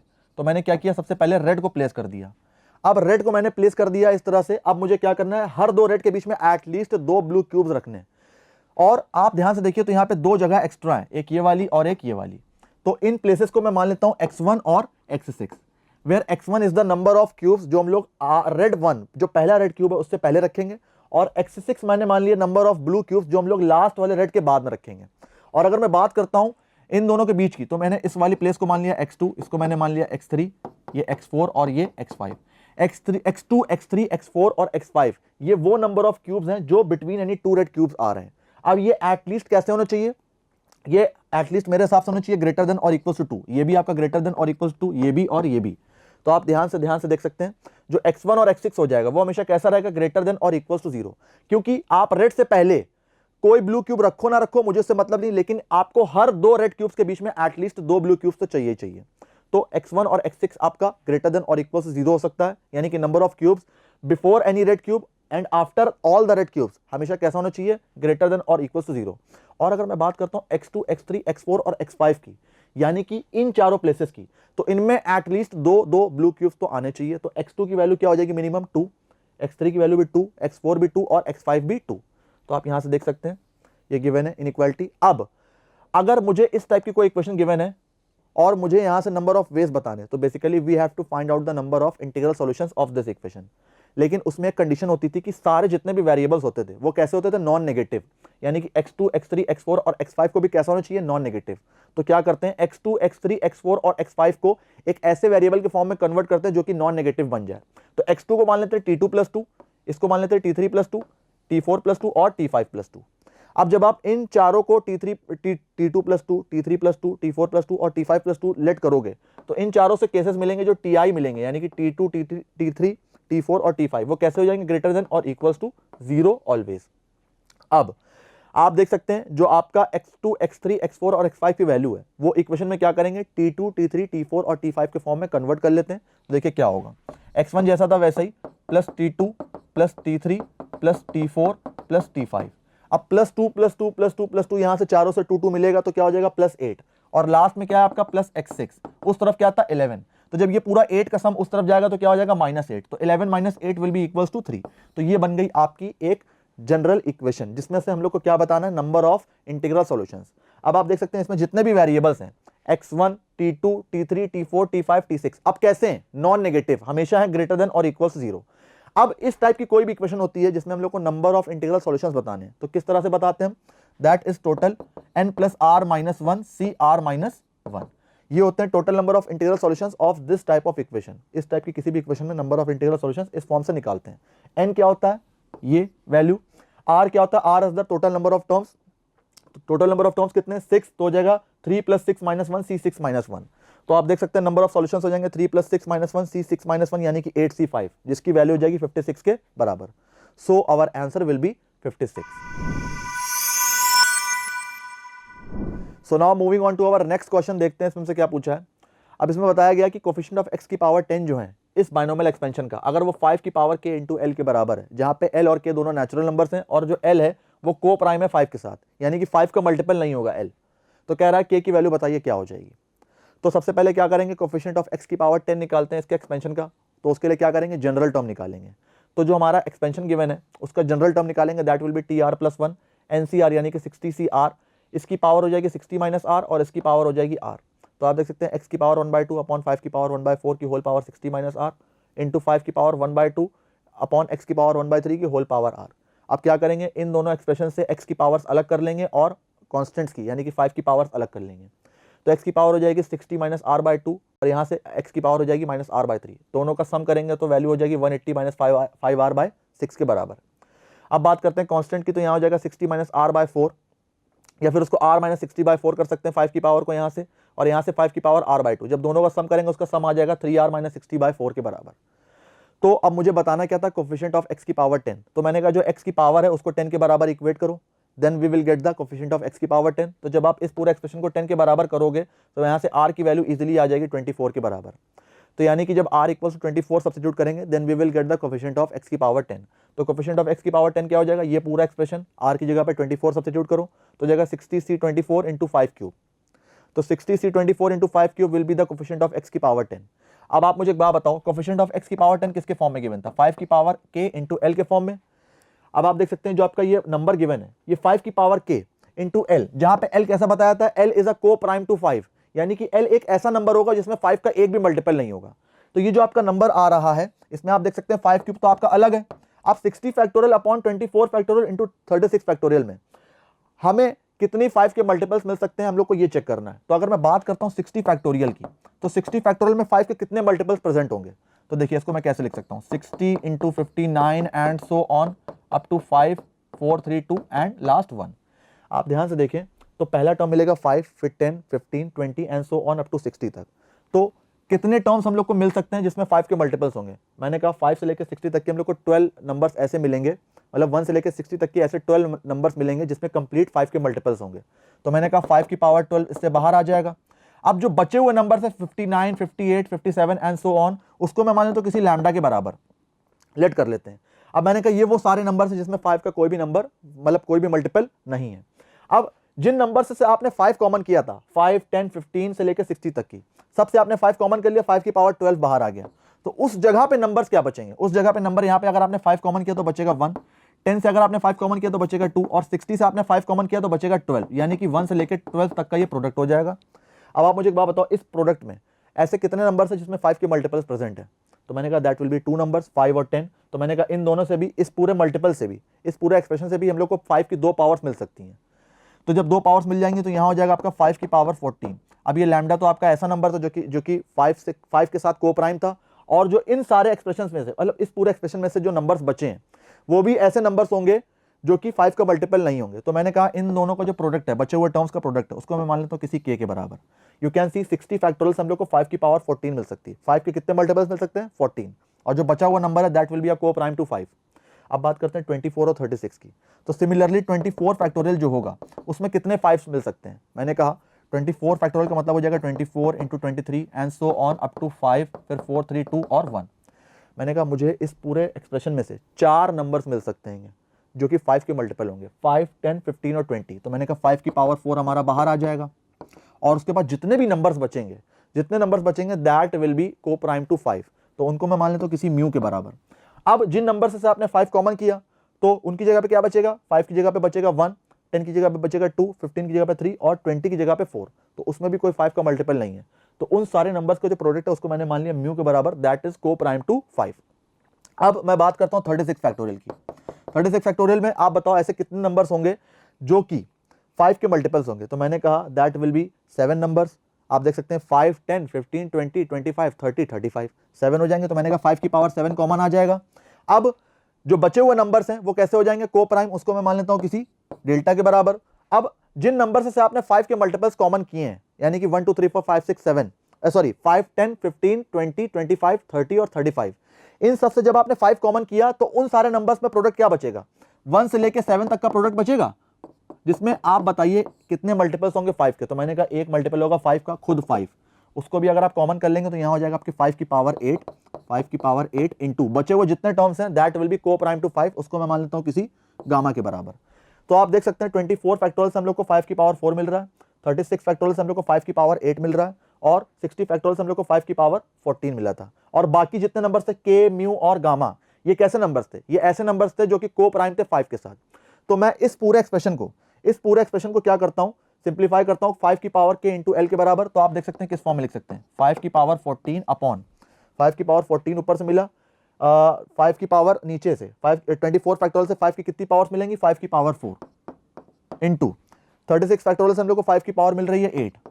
उसके बाद अगर मैं बात करता हूं बचे हुए टर्म्स की के, म्यू और गामा की, तो उन तीनों का मैंने प्रोडक्ट मान लिया किसी एल के बराबर। अब एल एक ऐसा नंबर है जो कि को प्राइम है 5 के साथ, और जो 5 क्यूब था वो भी आपका ऊपर मल्टीप्लाई होगा। यू कैन सी जो पावर्स ऑफ 5 हो जाएंगी इस पूरे एक्सप्रेशन में वो कितनी हो जाएंगी, 5 की पावर 14, 5 की पावर 4, 5 की पावर 8 और 5 की पावर 3। यू कैन सी जब आप इन चारों को मल्टीप्लाई कराएंगे, मतलब डिवाइड कराएंगे और मल्टीप्लाई कराएंगे तो क्या हो जाएगा, 14 प्लस 3 विल बी 17, नीचे हो जाएगा 4 प्लस 8 विल बी 12। तो जब आप डिवाइड कराएंगे 5 की पावर 17 को 5 की पावर 12 से तो बचेगा 5 की पावर 5 ओनली। अब हमें वैल्यू किसकी बतानी थी, k की वैल्यू बतानी थी। k क्या था, k was the total power of 5, तो टोटल पावर 5 की कितनी आएगी 5, so the value of k will be equals to 5। So now moving on to our next question, देखते हैं इसमें हमसे क्या पूछा है। सो इस क्वेश्चन में हमें दो रीजन्स गिवन है, एक A1 और एक A2 हमें गिवन है। अगर 27 टाइम्स एरिया A1 अगर आपका 5 टाइम्स एरिया A2 के बराबर है तो k की वैल्यू क्या होगी ये बताइए। k क्या है आपका, k आपका यहाँ पे अननोन है कांस्टेंट रीजन A2 में। तो सबसे पहले क्या करेंगे, रीजन A1 का एरिया निकालेंगे। अगर आप रीजन A1 ध्यान से देखें तो वो किस फॉर्म में गिवन है, एक पैराबोला और एक लाइन। अब आप ध्यान से देखिए इसका ग्राफ कैसे बनेगा। अगर मैं इसकी बात करता हूं तो ये आपका एक पैराबोला बनेगा, y square is equals to modulus of x shape में। ध्यान से देखिएगा, y square is equals to modulus of x का ग्राफ कैसे बन सकता है, वो सिमेट्रिक होगा y एक्सिस के अबाउट, क्योंकि जब भी हम लोग f मॉड ऑफ x का ग्राफ बनाते हैं वो कैसा होता है, सिमेट्रिक होता है y एक्सिस के अबाउट। तो जैसा ग्राफ इस तरफ बनेगा वैसे सेम इस तरफ बनेगा, दोनों पैराबोलास का जो वर्टेक्स होगा दैट विल बी 0,0। अब क्या करना था, y स्क्वायर ग्रेटर देन और equals to mod of x वाला एरिया लेना था, यानी कि पैराबोला के बाहर का एरिया लेंगे, यानी कि ये वाला अंदर वाला रीजन छोड़ के बाकी पूरा बाहर का एरिया हम लोग लेंगे। ये भी पूरा एरिया हमारा पैराबोला के आउटर रीजन में आएगा। उसके बाद बात करते हैं इस वाले ग्राफ की। तो ये ग्राफ अगर आप ध्यान से देखें तो ये आपकी एक स्ट्रेट लाइन है, 2y equals to 8 minus mod of x का ग्राफ पहले बनाएंगे। तो 2y equals to mod of 8 minus x का जो ग्राफ है वो आपका रिवर्स वी शेप में बनेगा। अब मुझे क्या करना था, लेस देन और इक्वल्स टू लेना था, y लेस देन और इक्वल्स टू 8 लेना था, यानी कि ग्राफ लाइन के नीचे का एरिया लेना था। जब भी आपका y लेस देन और इक्वल्स टू होता है इसका मतलब आपको ग्राफ के नीचे का एरिया लेना है, और जब भी y ग्रेटर देन और इक्वल्स टू होता है इसका मतलब आपको ग्राफ के ऊपर का यानी कि बाहर का एरिया लेना है। तो इसके लिए क्या करेंगे, ये जो आपने लाइन बनाई है ये जो रिवर्स वी शेप में बनी है, इसके नीचे का जब आप एरिया लेंगे तो वो इस वाले जो आपका ये वाला जो रीजन था इस वाले के साथ जो एरिया कॉमन आएगा that will be this region, ये वाला रीजन हो जाएगा। अब इस रीजन का एरिया कैसे निकाल सकते हैं, सबसे पहले क्या करेंगे, आप ध्यान से देखिए ये जो आपका ग्राफ है, मतलब जो रीजन आपका बाउंड हो रहा है इन दोनों कर्व्स के बीच में, वो सिमेट्रिक है y एक्सिस के अबाउट। अब अगर वो सिमेट्रिक है तो मैंने कहा अगर आप आधे रीजन का एरिया निकाल लें, पॉजिटिव साइड वाले रीजन का एरिया निकाल लें, यानी कि y के राइट हैंड साइड का एरिया निकाल के 2 टाइम्स कर दें, then we will get the total area A1। कैसे निकाल सकते हैं, पहले तो आप इन दोनों कर्व्स का इंटरसेक्शन पॉइंट निकालिए। तो जब आप इन दोनों कर्व्स का इंटरसेक्शन पॉइंट निकालेंगे तो वो क्या आएगा, तो y square is equals to x है और एक बार है आपका x plus 2y equals to 8। तो मैंने कहा आप एक काम करो, y जो x की वैल्यू है y स्क्वायर यहाँ पे रिप्लेस कर दो, तो यहाँ से हो जाएगा आपका y square plus 2y minus 8 equal 0। तो यहाँ से मेरे हिसाब से दो फैक्टर्स हो जाएंगे, एक फैक्टर हो जाएगा आपका y प्लस 4 और एक हो जाएगा आपका y माइनस 2 इक्वल 0। तो मैंने कहा यहाँ पे जो इंटरसेक्ट कर रहे हैं फर्स्ट क्वाड्रेंट में जो दोनों कर्व्स इंटरसेक्ट कर रहे हैं वहाँ पे y कैसा होगा, पॉजिटिव, तो y इक्वल्स टू 2 ले लेते हैं। तो जब y इक्वल्स टू 2 लेंगे तो x की वैल्यू क्या हो जाएगी 4, तो 4,2 will be the intersection point of these two curves. अब हम लोग जब इसका एरिया कैलकुलेट करेंगे तो मैंने कहा इसको हॉरिजॉन्टल स्ट्रिप बना के एरिया इसका कैलकुलेट कर सकते हैं। हॉरिजॉन्टल स्ट्रिप के लिए क्या करते हैं हम लोग, जो फंक्शंस होते हैं उसको y के टर्म्स में सॉल्व करते हैं, जो इंटीग्रेट करेंगे आप देख सकते हैं y के टर्म्स में करेंगे। तो जब आपकी हॉरिजॉन्टल स्ट्रिप मूव करेगी तो आप देख सकते हैं 0 से 2 के लिए अपर बाउंड्री क्या हो जाएगा, ये वाला कर्व पैराबोला यानी कि x equals to y square, तो upper boundary will be y square, lower boundary will be x equals to 0 line. उसके बाद 2 से 4 के लिए, क्योंकि 4 was the intersection point of this line with the y axis, अगर आप इस लाइन का इंटरसेक्शन y एक्सिस के साथ निकालेंगे तो दैट विल बी 0,4। अब 2 से 4 के लिए जब आपकी हॉरिजॉन्टल स्ट्रिप मूव करेगी तो उसके लिए अपर बाउंड्री क्या हो जाएगी, ये वाली लाइन की इक्वेशन क्या है 8 माइनस 2y, क्योंकि जब आप x पॉजिटिव लेंगे, जब आप इस वाले केस में x पॉजिटिव लेंगे तो x की वैल्यू क्या हो जाएगी 8 माइनस 2y के बराबर, तो x की वैल्यू 8 माइनस 2y के बराबर हो जाएगी। तो upper boundary will B 8 minus 2y and lower boundary will be y axis. तो आप देख सकते हैं इसको 2 टाइम्स कैलकुलेट करेंगे, क्योंकि जितना इस वाले रीजन का एरिया होगा उतना ही इस वाले रीजन का एरिया होगा, तो इस वाले को निकाल के 2 टाइम्स मल्टीप्लाई करा देंगे। क्या करेंगे, 2 टाइम्स 0 से 2 y स्क्वायर dy प्लस 2 से 4 8 माइनस 2y dy। अब y स्क्वायर का हो जाएगा y cube by 3, upper limit 2 lower limit 0, इसका हो जाएगा 8y minus y square by 2, 2 से 2 कैंसिल आउट हो जाएगा, बचेगा y स्क्वायर। तो 8y माइनस y स्क्वायर की अपर लिमिट हो जाएगी 4 और लोअर लिमिट 2। अब जब आप इसमें अपर लिमिट सब्स्टिट्यूट करोगे और लोअर लिमिट सब्स्टिट्यूट करोगे तो इसकी वैल्यू आ जाएगी 2 इंटू 20/3। तो 2 तो आपका बाहर था, इस पूरे रीजन की वैल्यू आ जाएगी 20/3 के बराबर, upper limit minus lower limit substitute करने के बाद। तो इसकी टोटल वैल्यू जो आ जाएगी एरिया A1 की that will be 40/3। So the area of the region A1 will be equals to 40/3। अब बात करते हैं A2 की। A2 क्या गिवन है, modulus of x plus modulus of y less than और इक्वल्स टू k। अब आप मुझे एक बात बताओ, modulus of x plus modulus of y less than और इक्वल्स टू k कैसे बना सकते हैं? सबसे पहले क्या करेंगे, modulus of x plus modulus of y equals to k का ग्राफ बनाएंगे। Mod of x plus mod of y एक ऐसा ग्राफ बनेगा जो कि चारों क्वाड्रेंट्स में सिमेट्रिक होगा, यानी कि बराबर बराबर एरिया बाउंड करेगा। जब आप x और y दोनों पॉजिटिव लोगे तो लाइन की इक्वेशन हो जाएगी x plus y equals to k, तो वो ये लाइन हो जाएगी only in the first quadrant. अगर आप x नेगेटिव और y पॉजिटिव लोगे तो आपकी ये लाइन बनेगी, दोनों नेगेटिव लोगो तो आपकी ये लाइन बनेगी, और x पॉजिटिव और y नेगेटिव लोगो तो आपकी ये लाइन बनेगी। अब आपको क्या लेना था, एरिया लेना था लेस देन और इक्वल्स टू। अब आपका y अगर लेस देन और इक्वल्स टू k है, इसका मतलब आपको उस पूरे रीजन के अंदर का एरिया लेना आएगा, इनर एरिया लेना आएगा, तो that will be this whole region. अब इसका एरिया कैसे निकाल सकते हैं, आप ध्यान से देखिए, जो आपका ये ग्राफ है ये सिमेट्रिक है चारों क्वाड्रेंट्स में। अगर मैं एक क्वाड्रेंट का एरिया निकाल के 4 टाइम्स मल्टीप्लाई करा दूं तो that will be the total area A2। तो आप ध्यान से देखिए, जो आपका फर्स्ट क्वाड्रेंट है उसमें एक ट्राइंगल बन रहा है, राइट एंगल ट्राइंगल बन रहा है, जिसकी हाइट आपकी k है और बेस भी आपका k है। तो एरिया ऑफ ट्राइंगल क्या हो जाएगा, हाफ बेस इंटू हाइट, यानी कि हाफ k स्क्वायर। अब मैंने कहा अगर मुझे एरिया A2 की बात करनी तो इस पूरे रीजन को हम लोग क्या करेंगे, 4 से मल्टीप्लाई करा देंगे तो टोटल रीजन का एरिया आ जाएगा। That will be 4 into 1/2 k square which is equal to 2 k square. अब हमें इक्वेशन में क्या गिवन था, 27 टाइम्स एरिया A1 जो है वो 5 टाइम्स एरिया A2 के बराबर है। तो एरिया A1 क्या आया था हमारा, एरिया A1 था हमारा 40/3, तो 27 into 40/3 will be equal to what, 5 times area A2। 5 times A2 का एरिया क्या आया, 2 टाइम्स k स्क्वायर। आप देखिए क्या होगा, ये आपका 3 27 को 9 टाइम्स में कैंसिल आउट करेगा, ये जो आपका 5 इंटू 2 10 है, ये आपका 40 को 4 टाइम्स में कैंसिल आउट करेगा, तो यहाँ बचेगा 9 इंटू 4 और यहाँ हो जाएगा k स्क्वायर। तो 9 into 4 will be equal to k square, तो 9 इंटू 4 विल बी 36। तो k स्क्वायर की वैल्यू अगर आपकी 36 के बराबर आ रही है तो k की वैल्यू क्या हो जाएगी, 6 के बराबर। So our answer will be 6। So now moving on to our next question, देखते हैं हमसे क्या पूछा है। सो इस क्वेश्चन में हमें sum of first 10 terms of this series given है m बाय n के बराबर, जहां पे m और n दोनों को प्राइम नंबर्स हैं। तो कह रहा है m प्लस n की वैल्यू क्या होगी ये बताइए। तो अगर आप ध्यान से देखें तो जो हमें सीरीज गिवन है, सबसे पहले उसका जनरल टर्म निकालने की कोशिश करते हैं। जनरल टर्म निकालने के लिए आपको पैटर्न पकड़ना आना चाहिए बहुत आराम से। देखिए आपका जो न्यूमरेटर है वो 1 बाय 1 इंक्रीज कर रहा है, तो ऊपर जो आपका जनरल टर्म का जो हमारा न्यूमरेटर होगा दैट विल बी n, क्योंकि वो 1 बाय 1 इंक्रीज कर रहा है। अगर आप t1 निकालेंगे दैट विल बी 1, t2 में न्यूमरेटर 2 हो जाएगा, t3 में न्यूमरेटर 3 हो जाएगा। अब बात करते हैं नीचे वाले पार्ट की। नीचे वाला पार्ट थोड़ा सा कॉम्प्लिकेटेड है। देखिए उसको मैं क्या लिख सकता हूँ, 1/5। 5 को मैं लिख सकता हूँ 4 इंटू 1 की पावर 4 प्लस 1 के फॉर्म में। उसके बाद प्लस 2/65 को मैं लिख सकता हूँ 2/4 इंटू 2 की पावर 4 प्लस 1, क्योंकि 2 की पावर 4 हो जाएगा 16, 16 into 4 will B 64 plus 1 will B 65, तो 2/65।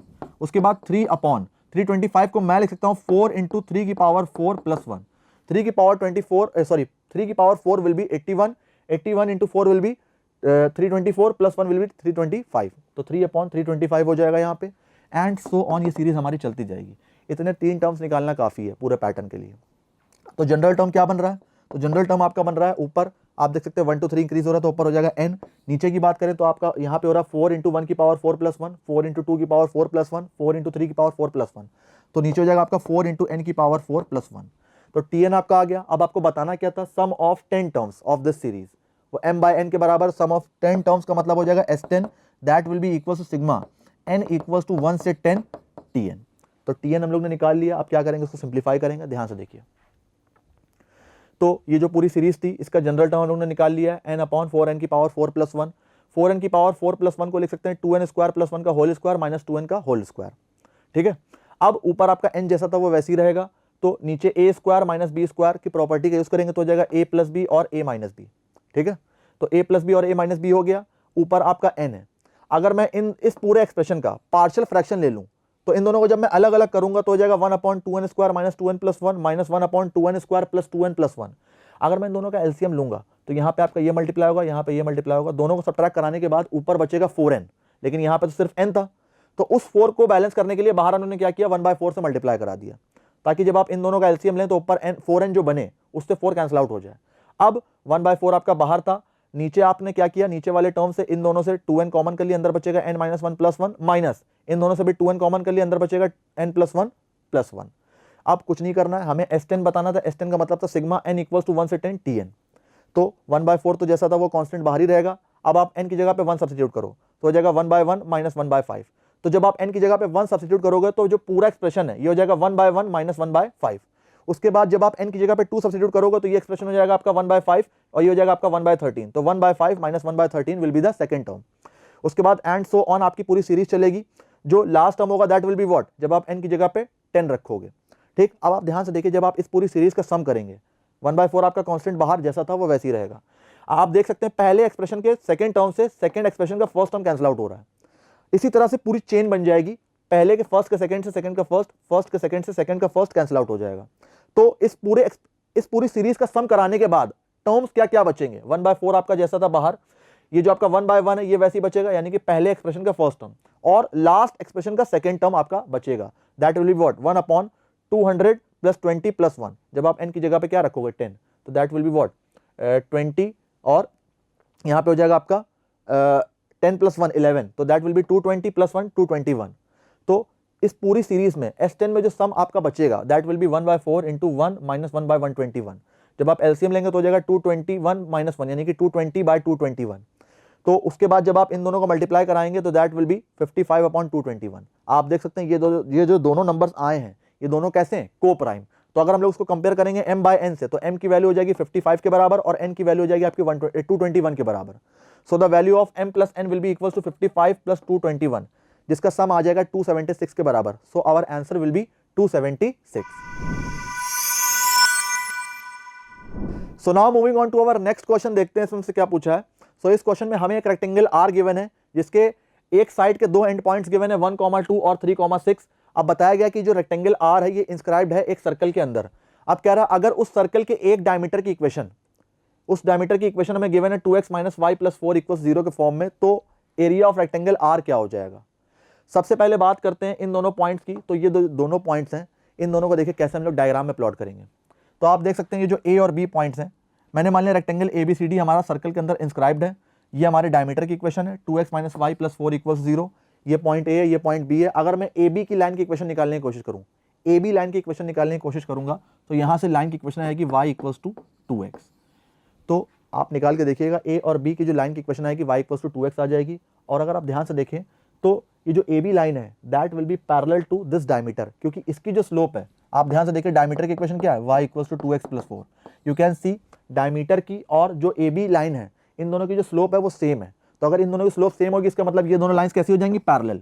और मैंने कहा अगर हमारा रेक्टेंगल ABCD है तो CD is the opposite side of AB। AB की जस्ट अपोजिट साइड कौन सी, CD। तो मैंने कहा ABCD और ये डायमीटर कैसे हो जाएंगे, पैरेलल। विच मींस अब आप मुझे एक बात बताओ, डायमीटर क्या करता है, डायमीटर सर्कल को दो इक्वल पार्ट्स में डिवाइड करता है। अगर AB और ये लाइन पैरेलल है और CD भी पैरेलल है, तो मैंने कहा ये लाइन का डिस्टेंस और ये लाइन का डिस्टेंस सेम हो जाएगा। मतलब इस लाइन का डायमीटर से डिस्टेंस और CD लाइन का डायमीटर से डिस्टेंस मस्ट बी सेम। तो सेम हो जाएगा। तो कैसे निकालेंगे distance between these two lines, तो y इक्वल्स टू 2x और y equals to 2x plus 4 के बीच का डिस्टेंस निकालना है। देखिए कैसे निकालेंगे। तो इक्वेशन ऑफ लाइन AB जो थी वो हम लोग ने निकाल ली, y equals to 2x। Slope of AB जो थी वो क्या थी, 2 के बराबर, और स्लोप ऑफ गिवन डायमीटर भी हम लोग ने क्या निकाली, 2, मतलब कि वो तो गिवन थी।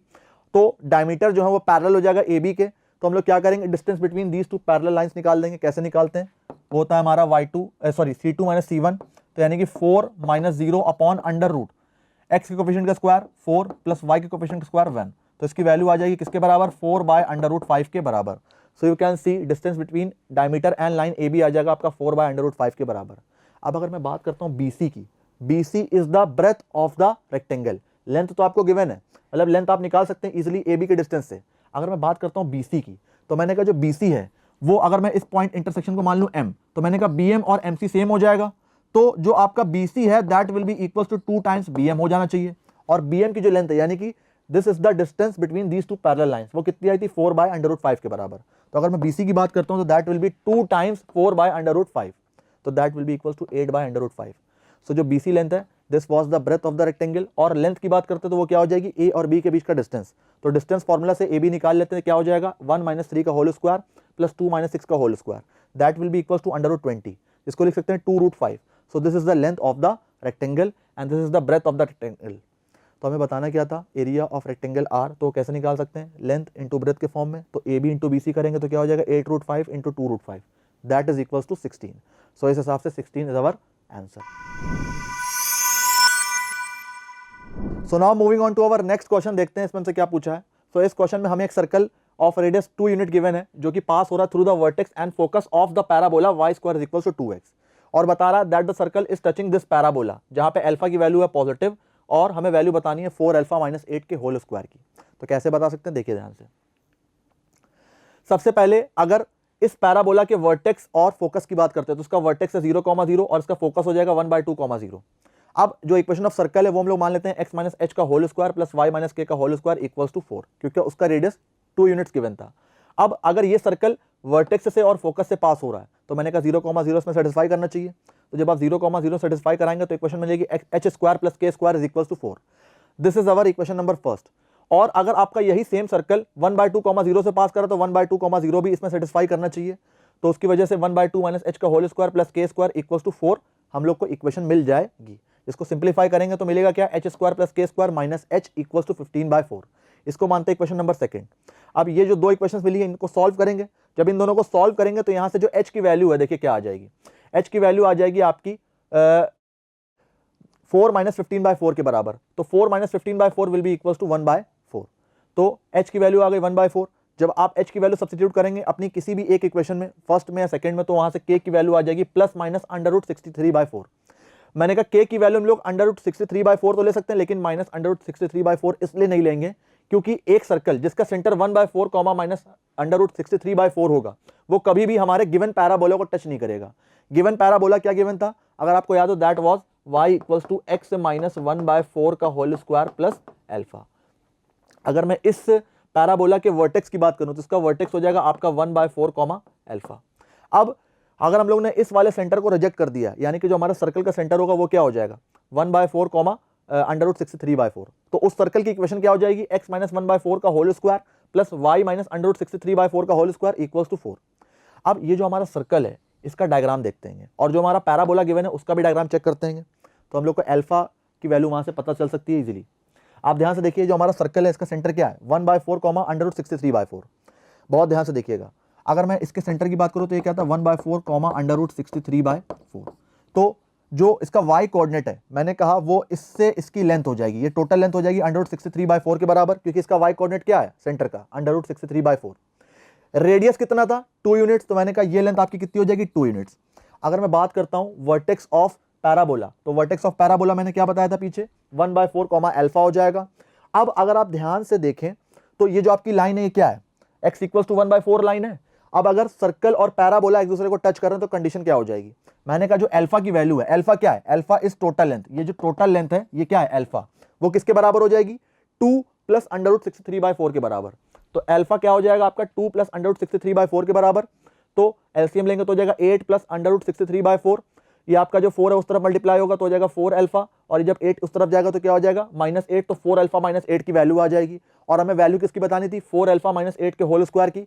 जब आप दोनों तरफ स्क्वायर करेंगे तो यहाँ हो जाएगा आपका √63 का स्क्वायर, जिसकी वैल्यू आ जाएगी 63 के बराबर। So the answer will be 63। So now moving on to our next question, देखते हैं इसमें हमसे क्या पूछा है। इस क्वेश्चन में हमें बताया है जो इस पॉइंट a, b, c की मिरर इमेज है इस प्लेन के about, that is a - 6, beta, gamma. अब कह रहा है अगर a प्लस बी प्लस सी की वैल्यू 5 के बराबर है तो 7 बीटा - 9 गामा की वैल्यू क्या हो जाएगी।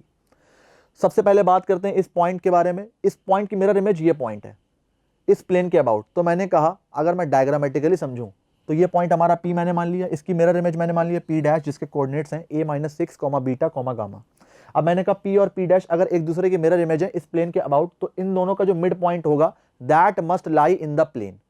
तो जो पॉइंट M हो जाएगा उसके कोऑर्डिनेट्स क्या हो जाएंगे a - 3, beta plus b/2, gamma plus c/2, ठीक है ना। अब मैंने कहा जो आपका मिड पॉइंट है that must lie on our given plane. तो जब आप इसको इसमें सेटिस्फाई कराएंगे तो आपकी जो a, b, बीटा और गामा और c में जो आपकी इक्वेशन बनेगी that will B 3a - 2b plus 6c minus 2 beta plus 6 gamma plus 10 = 0। Easily बन जाएगी, आपको कुछ नहीं करना, इन पॉइंट्स को इस पे सब्स्टिट्यूट करना है x, y और z की जगह पे। अब pp डैश जो है, pp डैश अगर आप ध्यान से देखें तो जो आपकी लाइन बनेगी pp डैश इन दोनों पॉइंट्स को जोड़ के that will be perpendicular to this plane, या फिर बोल सकते हैं that pp dash will along the normal of the plane. तो pp डैश जो है वो क्या हो जाएगा parallel to normal of the plane. तो जो पॉइंट M है वो हमारा ये है, तो हम लोग क्या कर सकते हैं अगर pp डैश नॉर्मल है, मतलब नॉर्मल के पैरेलल है, तो वहां से हम लोग क्या कर सकते हैं रिलेशन बना सकते हैं बीटा और बी में। तो आप देख सकते हैं बीटा की वैल्यू जाएगी b + 8 के बराबर, गामा की वैल्यू जाएगी c - 24 के बराबर बाय कंपैरिजन। तो b की वैल्यू क्या हो जाएगी in terms of beta, that will be equals to what b equals to beta minus 8 और सी की वैल्यू क्या हो जाएगी गामा प्लस 24। अब आपको ए प्लस बी प्लस सी की वैल्यू भी गिवन थी 5 के बराबर, तो यहां से क्या कर सकते हैं, ए की वैल्यू निकाल सकते हैं इन terms of beta and gamma, ठीक है ना। तो ए की वैल्यू क्या हो जाएगी, देखिए ध्यान से, ए आपका जैसा था वैसे ही, बी को क्या लिख सकते हैं बीटा माइनस 8, सी को क्या लिख सकते हैं गामा प्लस 24, ये किसके बराबर है 5 के बराबर। जब इस सबको एक तरफ आप भेजोगे तो यहां से ए की वैल्यू हो जाएगी minus beta minus gamma minus 11 के बराबर। अब ए की वैल्यू आ चुकी बीटा और गामा के टर्म्स में, बी की वैल्यू पहले निकाल चुके थे बीटा के टर्म्स में, और सी की वैल्यू गामा के टर्म्स में निकाल चुके थे। तो मैंने कहा ए बी और सी की जो वैल्यूज आ रही हैं उनको हम लोग क्या करते हैं, अपनी इस इक्वेशन में सेटिस्फाई कराते हैं, ठीक है। अब जब ए बी और सी की वैल्यूज रखेंगे तो क्या हो जाएगा, 3 times minus beta minus gamma minus 11 minus 2 times beta minus 8 plus 6 times gamma plus 24 minus 2 beta plus 6 gamma plus 10 equal 0। हमें वैल्यू किसकी बतानी थी, हमें वैल्यू बतानी थी 7 बीटा माइनस 9 गामा की। तो आपने क्या किया, ए बी सी को अल्फा बीटा और गामा के टर्म्स में रिप्लेस कर दिया। जब आप इसको पूरी इक्वेशन को सिंप्लीफाई करेंगे तो ऑटोमेटिकली आपको 7 बीटा माइनस 9 गामा मिल जाएगा अपनी इक्वेशन में, जिसकी वैल्यू आ जाएगी 137 के बराबर। So the value of 7 beta minus 9 gamma will be equals to 137। So this is our answer.